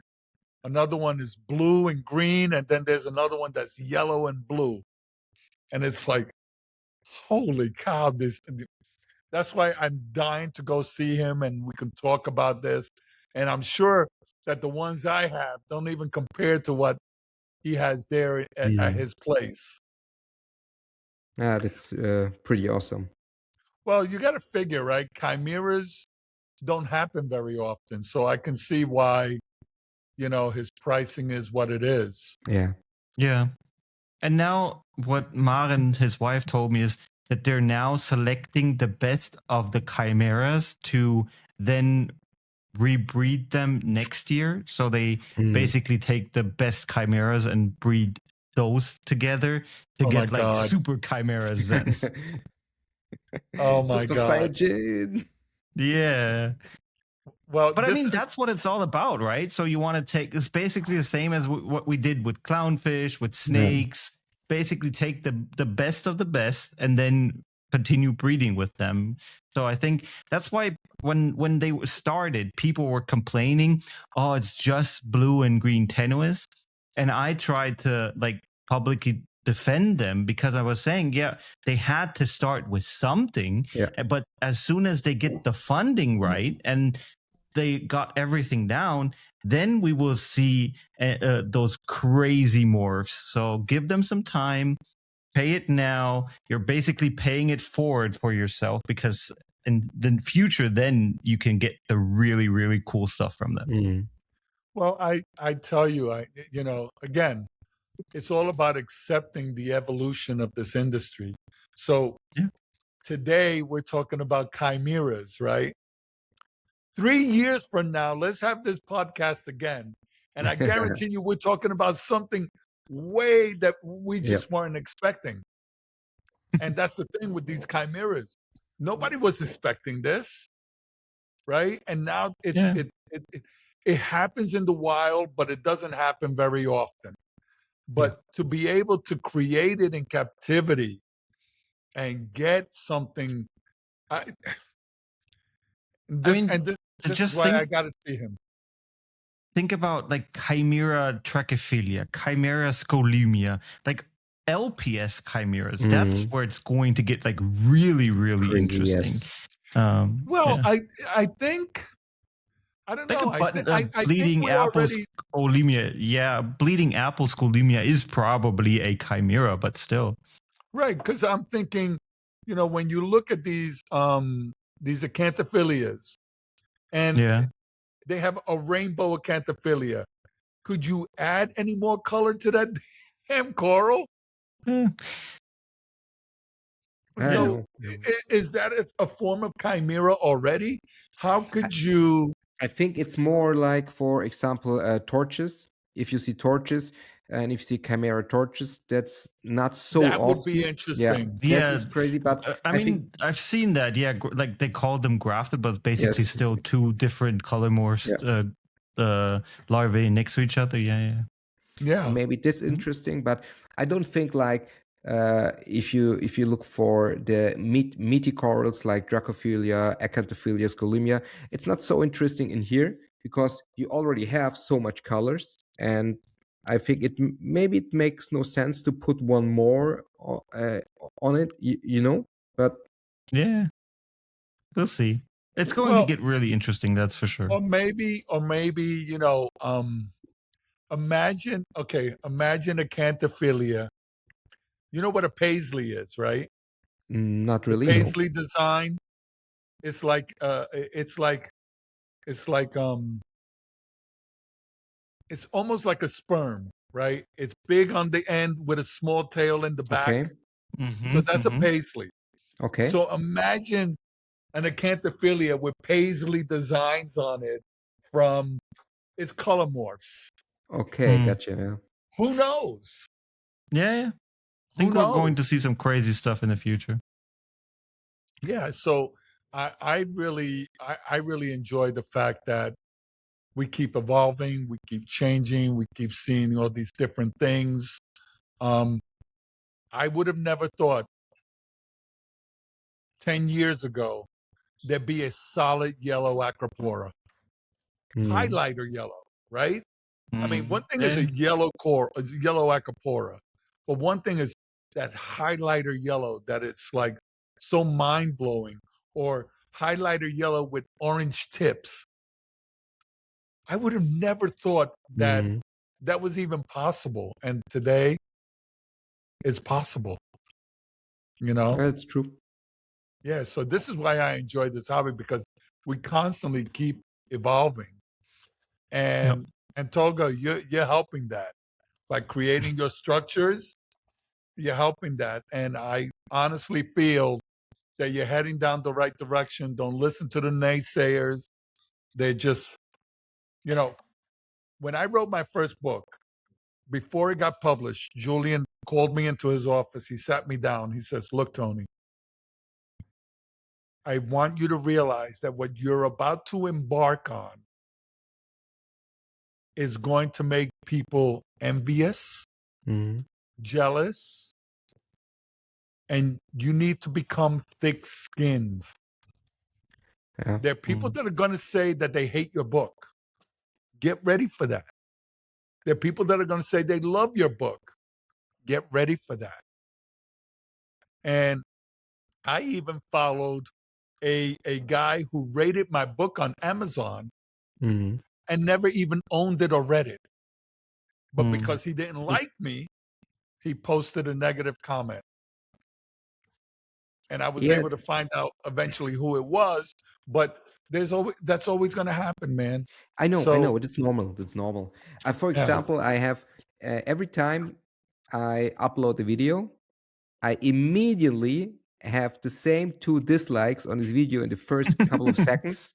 There have to be somebody just waiting for me to upload the video that he can dislike this video. I don't know why.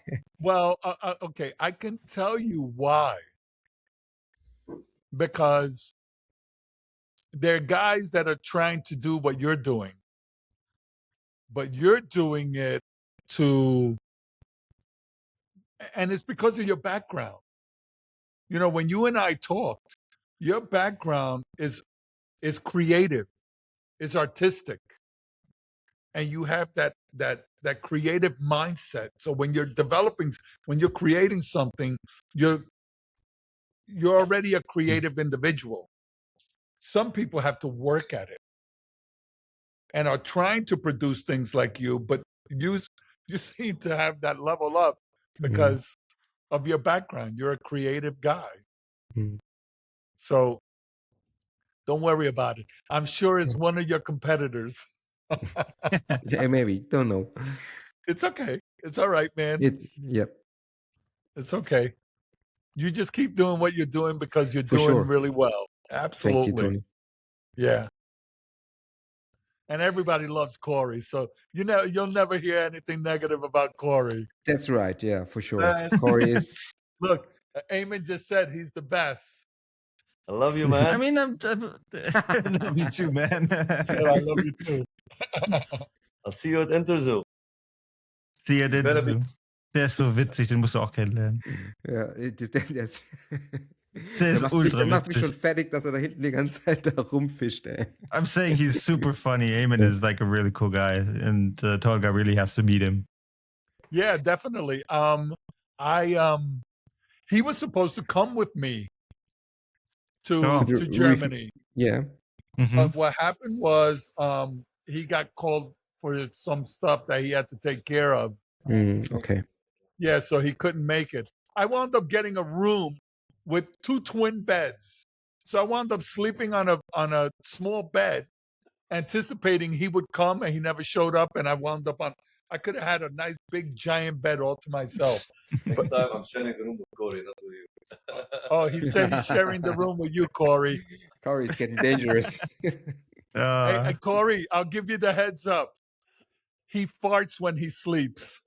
Oh, same as I do. So I snore and fart. Perfect. Corey said he farts too. As long as it's really safe, no problem. Oh man, awesome. So, couple of last questions, or what do you think, Corey? Dude, Sounds good. Sounds good. I'm good. Okay.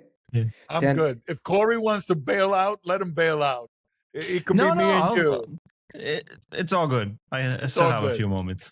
Don't worry Okay. about it. Perfect.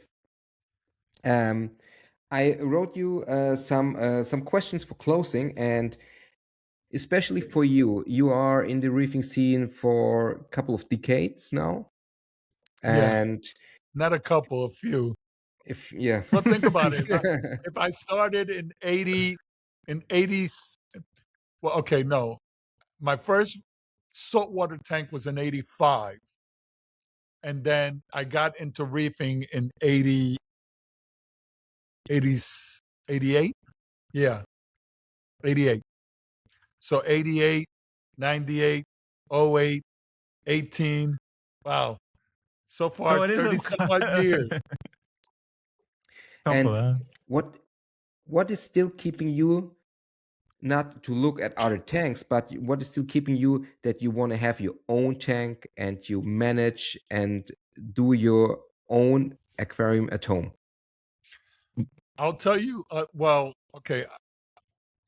For right now, I can't have one at home. That's why I'm having it at Thinkfish. And it'll be the Vargas Reef Aquarium at Thinkfish. So anybody that travels from around the world to Dubai will be able to come and see the Vargas Reef tank personally.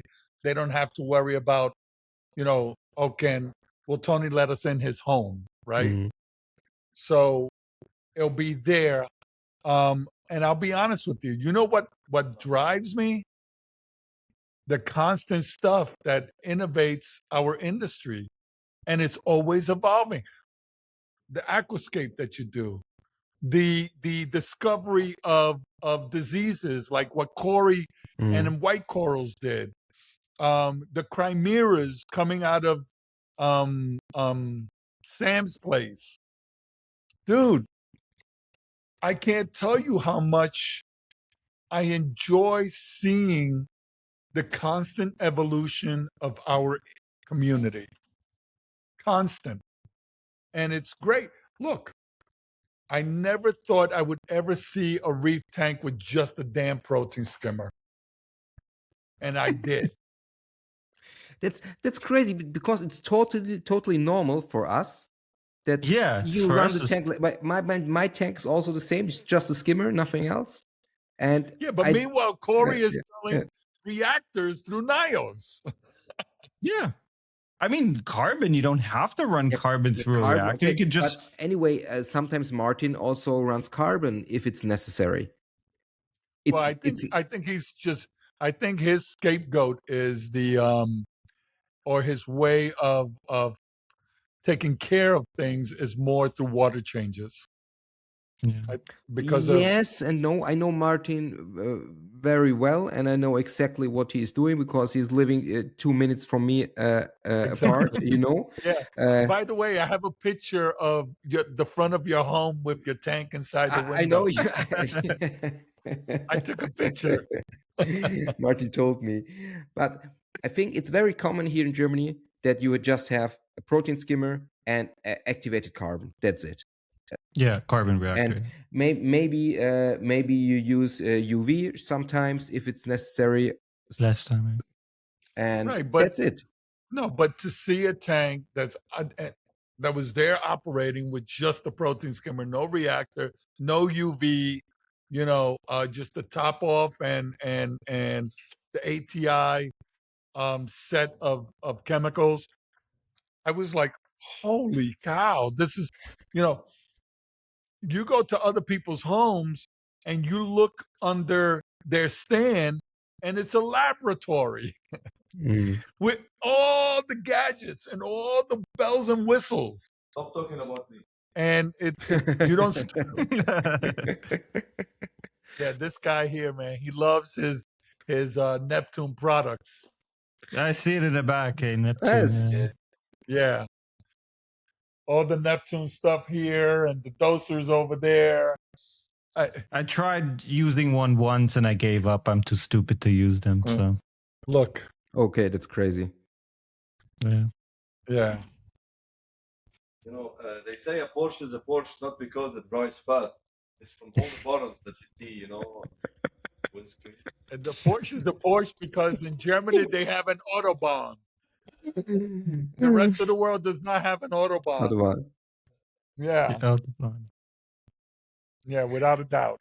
So what keeps me motivated and keeps me interested is visiting all these different reef aquariums, seeing all these new innovations and all these new things that keep coming up. It excites me.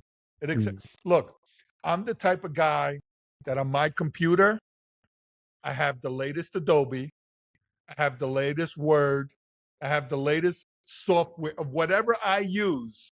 I have the latest. If tomorrow there's a brand new Adobe that comes out, I call my IT guy. Hey, I just found out that this just dropped. I need it. Okay, boom, he gets it for me. Right?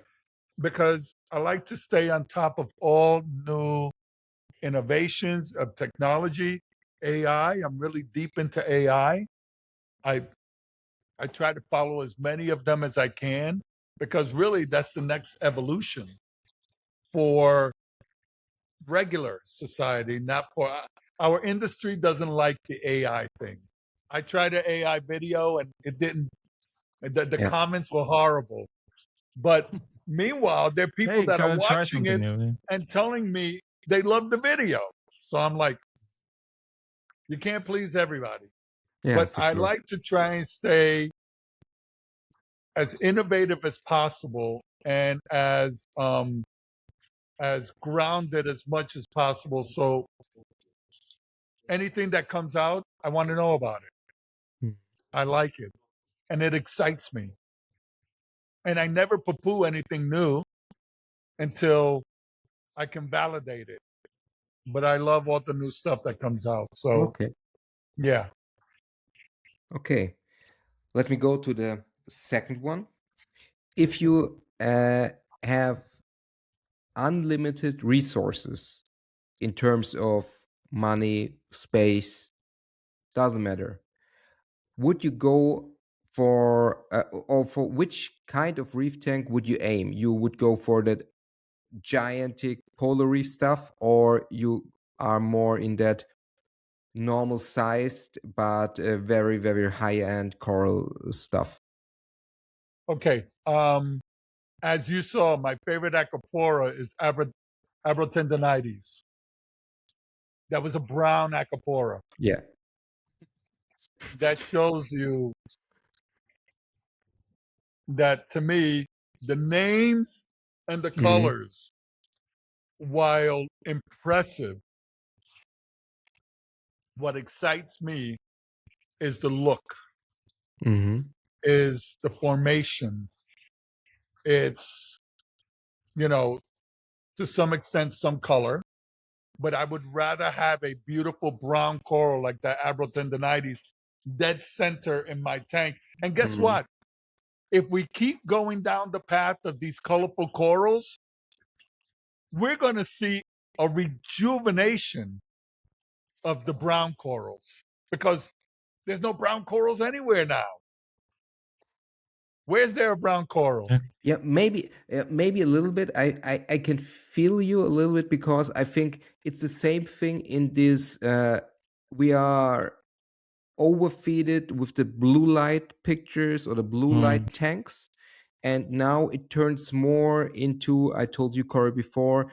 It will get more back in that white light, natural looking tanks. Mm-hmm. And it will trend it there. I'm really sure it will trend it there in the next 1, 2, 3 years and get its peak, and then we will swap after again back to the blue light stuff or that candy shop LPS corals.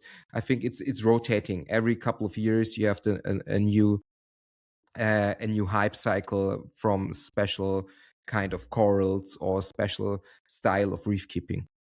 Yeah. So back to your question. So let's say, for example, if I was to do, and you said money is no object, my personal size tank that I like would be 3 meters Mm-hmm. by 1 meter deep by 60, 70 centis high. Okay. I like that because it's manageable, Yeah. it's easy to work with. Mhm. Anything bigger than that, and you need a scuba gear. Yeah.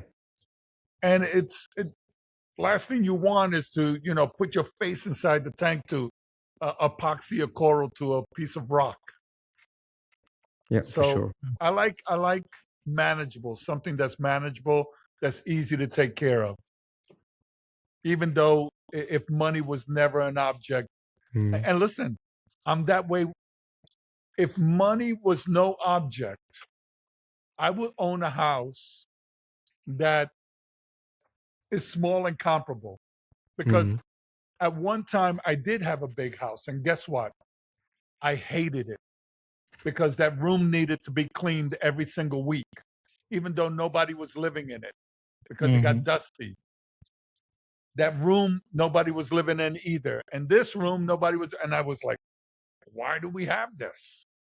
Why do we have a swimming pool that nobody swims in? Mm. So to me, I'm very minimalistic now. Okay. Give me my bedroom, give me my kitchen, give me my living room. That's all I need. Okay. Gotcha. So, Right, Dan. Corey? Yeah? Yeah. Corey is sleeping. Huh? No, I'm listening. No, I think we need to get Corey a beer. Oh no, if I get drunk now, then I'll fall asleep. Bear in mind, guys, I'm golden, and it's 1:35. Oh shit! For sure, you are at Dubai time. And I'm Yeah. fine, and he's doing his water change. So, yeah, he's still doing his water change. So, anyways, we have now. You get the last question from me now, and we have 2 hours 40 minutes recorded. That's for our podcast. It's quite long because normally Yeah, I think 1.5 hours, something like that. 1.5 hours. Normally, our time for the podcast is a good time to listen, but Okay. we are going to 2.5 hours now nearly. Okay. But anyway, so if you have a beginner reefer, 3 things you would tell him to do if he starts reefing. Number one, and no matter what you do, number one is a priority. You must be patient.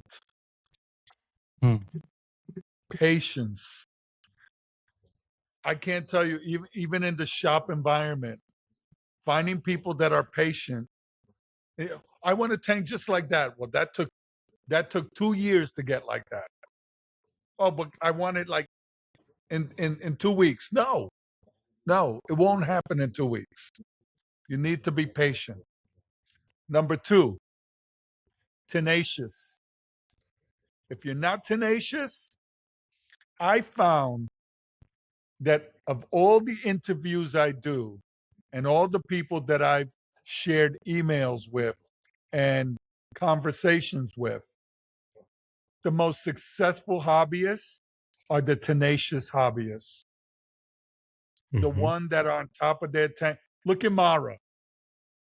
Yeah. Mara has her forearms all scraped up because she's in her tank every single day. I mean, Tolga and I, we were sipping rum in the middle of the night in front of the tank. The tank was already no lights anymore. Tolga, I, and Christos, we were sitting there drinking rum and talking about the industry. So yeah, we know. No, so you need to be patient. You need to be tenacious, right? And you need to follow someone that is reputable. Someone. It's sometimes really hard to find. Yeah. I don't think in today's world, I don't think it's that hard to find. You go on Instagram, but bear in mind, one of the most important questions to ask when you see a beautiful reef tank on Instagram, how long have you had that tank? If he says 2 years and he started in the hobby 2 years, that's not the guy to go to. Mm. You go to the guy with a great tank and he tells you, oh, this tank's been set up for 10 years. What did it look like 5 years ago? Oh, here. You're like, holy cow, the tank looks amazing 5 years ago. And today it's 10 years old and the tank looks amazing today. That's the guy to follow. And you can find these guys because there's no one. I mean, are there people that are shy and don't want to show their tanks? Like, when I was working on volume 2, I went to a guy in the Netherlands. Listen to this. And I saw his tank and they sent me a picture of it. And my wife saw that picture and she goes, that's Photoshop. And I said, no, it's not. And she goes, I'm telling you, that image is Photoshop. And I said, I don't think so. Now, the guy is not on Instagram, not on Facebook, doesn't even have email. I communicated with this guy by mail. Okay? Now think about it. The book was published in 2011. No, just 2 years ago. So 3 years ago, this guy had no email, had no Instagram, had no Facebook, and shared information with me via mail, where when I got the mail, Right. I had to send it to what's his name? Oh, one of my friends in the Netherlands, Huff. His last name is Huff.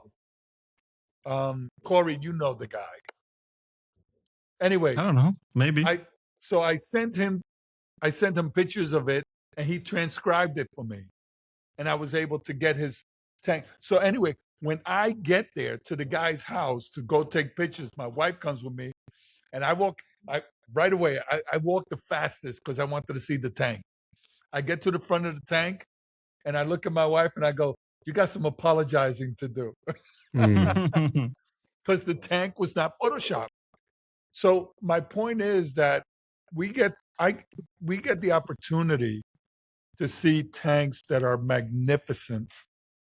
And that's a guy that you can follow because he's had his tank for over 10 years and the tank looks amazing.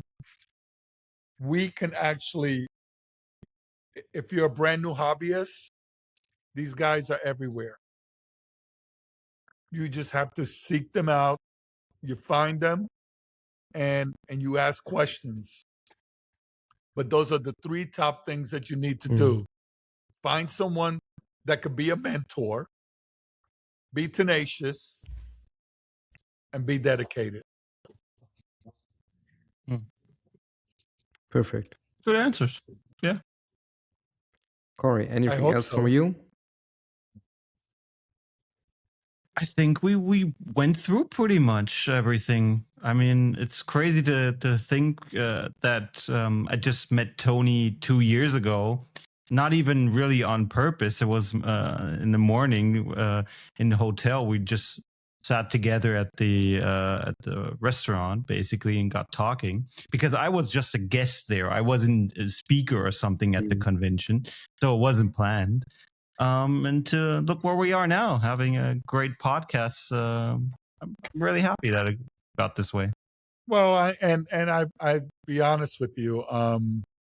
When I met Corey, I said, this is the guy that can take this hobby to the next level. The both of you, because Corey's the young guy, and he represents a lot of the trendiness that people like in this industry. You look at Yorkshire Reefer; he's another one. Yeah. People love him. Why? Because he's young, he's hip. Corey's young, he's hip. You're young and you're hip, and you're dressed to impress. And you guys can take this. You guys can take this hobby to the next level. Yeah, he does, man. He's always dressed sharp. Super chic, yeah. Yeah. I think and he always smells amazing. Tolga always has the best perfumes. My God. Because I'm not going to Tolga to go smell Tolga. You never know, Tony. You never know. Oh my God. If you get a whiff of that, you'll see. Shit. But I think that's a different podcast. Yeah, it's the only fish podcast. The only fish podcast. My goodness. Okay, Tony. Yes. Thank you for making the time to being here. Yep. Thank you very much. Thank you very much. Great honor to talk to you here in the podcast. Yeah. Thank you.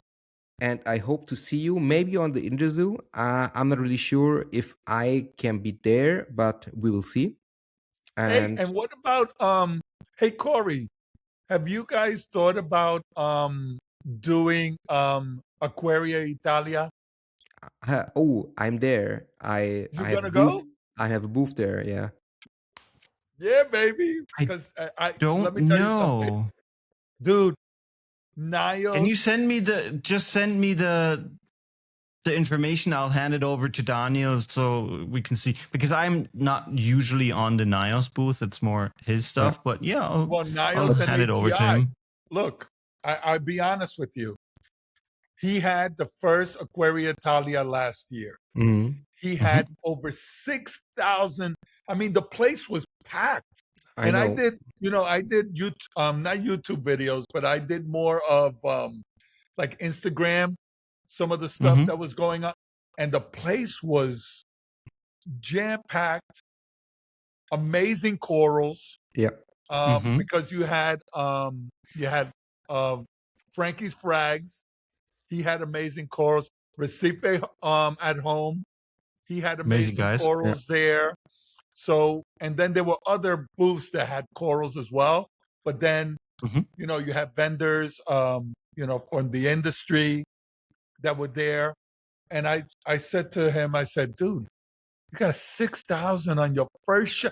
You know how many conferences can go 2 to 3 years and not see 6,000? He's expecting 10,000 this year. I wrote with him, with Daniel. I think he's going to be more than 10,000.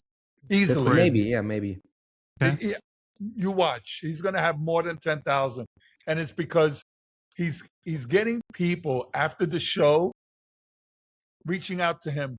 When's the next one? What are you going to do? How are you going to do it? Where is it going to be? And he's got all these people that missed the first one that want to make sure that they're there for the second one. So I think, Corey, it'd be in the best interest, since he's focused on just aquatics. It's not pets. It's just aquatics. It looks really great. and Nios. Yeah. I booked 2 booths together. Oh, did you? Yeah. 2? Yeah. Okay. Oh, because one wasn't big enough? No, I need yeah, for sure. No, Like no, like Yeah. no, it's not. Yeah, I'm like not in making a like joke. no, because one it wasn't big enough. Same yeah, with the Reefmania. You need Reefmania. a if you yeah. Oh, okay. Yeah, Yeah. and So looking forward to okay. this. Yeah. Yeah, I think you're Interesting. gonna have a great time. And the Italian food. Oh, dude, the Italian food, amazing, amazing. So you'll have a good time. But Corey, you want me to send you the info? Yes, please. Yeah. I would Okay. love to. I'll hand it over to Tanya. See if we can make something happen. Yeah, Yeah, sounds definitely. good. And I think he sent me the floor plan, and it's like all the big brands are there already. Yeah. Did you see it? You I saw the see it. floor I have plan, it here right? on my I have it on my phone. I can send you, Corey, the floor plan. Perfect. Yeah. Yeah. Would love to. Yeah. Also, And you'll see New all the Wave, other ones. Fauna, Deltec, the German brands are also Really? there. Yeah. Okay. Yeah. Yeah. So this Okay. is why I'm saying you guys, especially ATI with the new X's. Yeah. Makes sense. Yeah, total makes sense. sense. Yeah.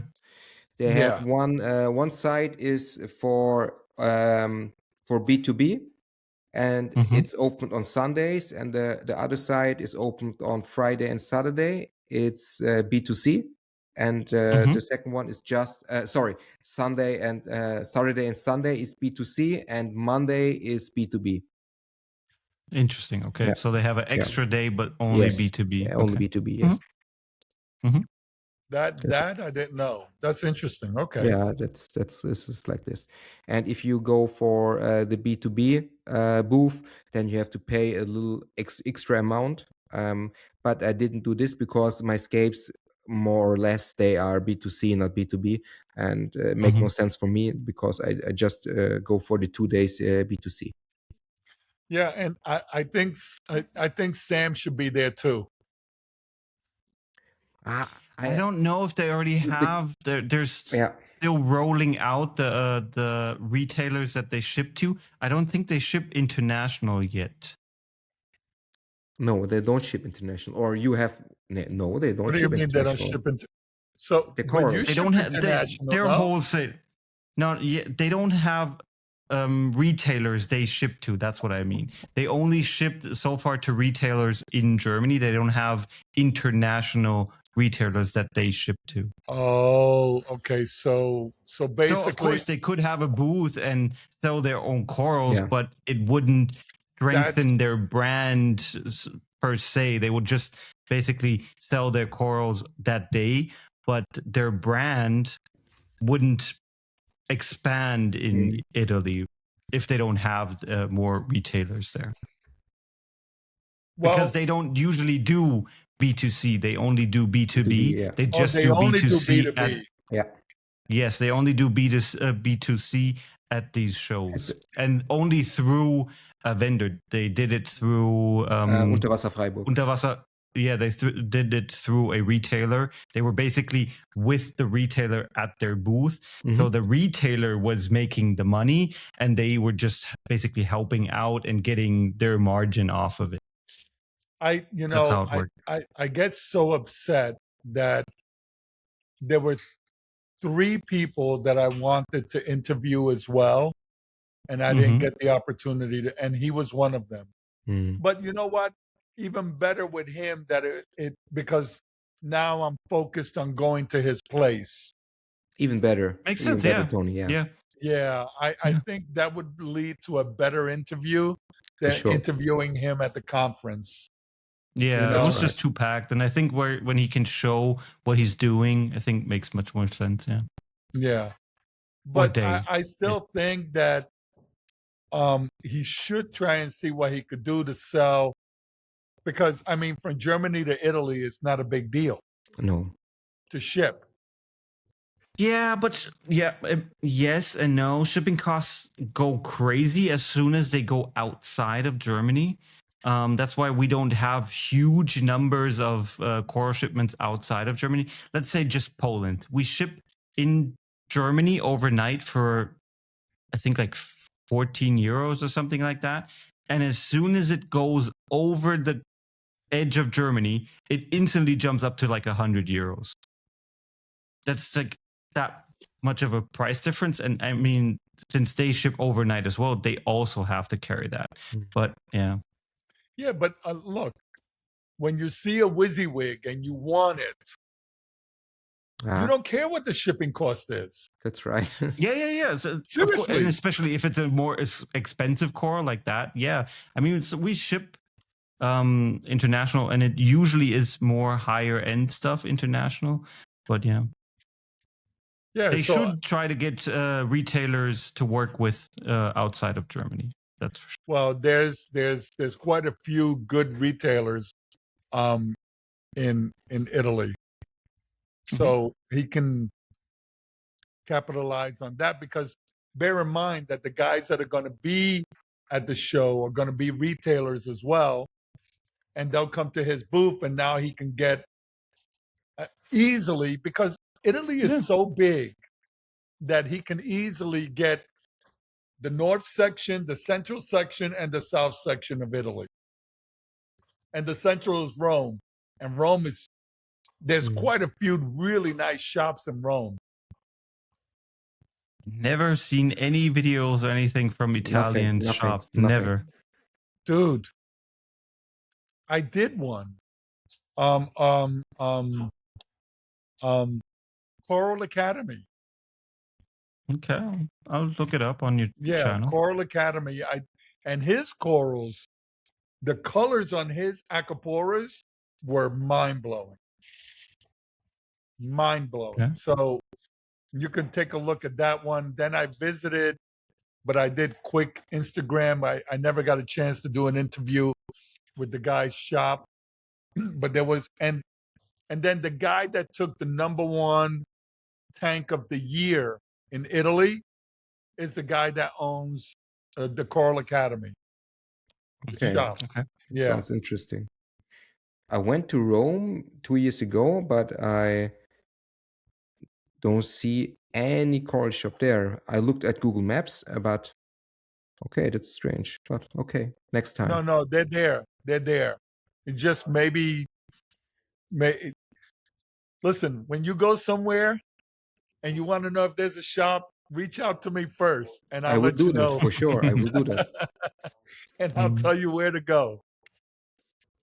Okay, guys, let's close this here because we have 2.5 hours. Then, Good time. Tony, let's tell the audience where they can find you if they want to know more about you. Easily on Instagram is Vargas Reef, and on Facebook is Tony Vargas. Tony Vargas, okay. Right, and my profile picture on both of them is actually the front cover of the book, which, by the way, where's the book? I'll show you what the front cover looks like. Because Eamon has a copy of the book. It took him forever to get a copy, but he finally So the what? The what?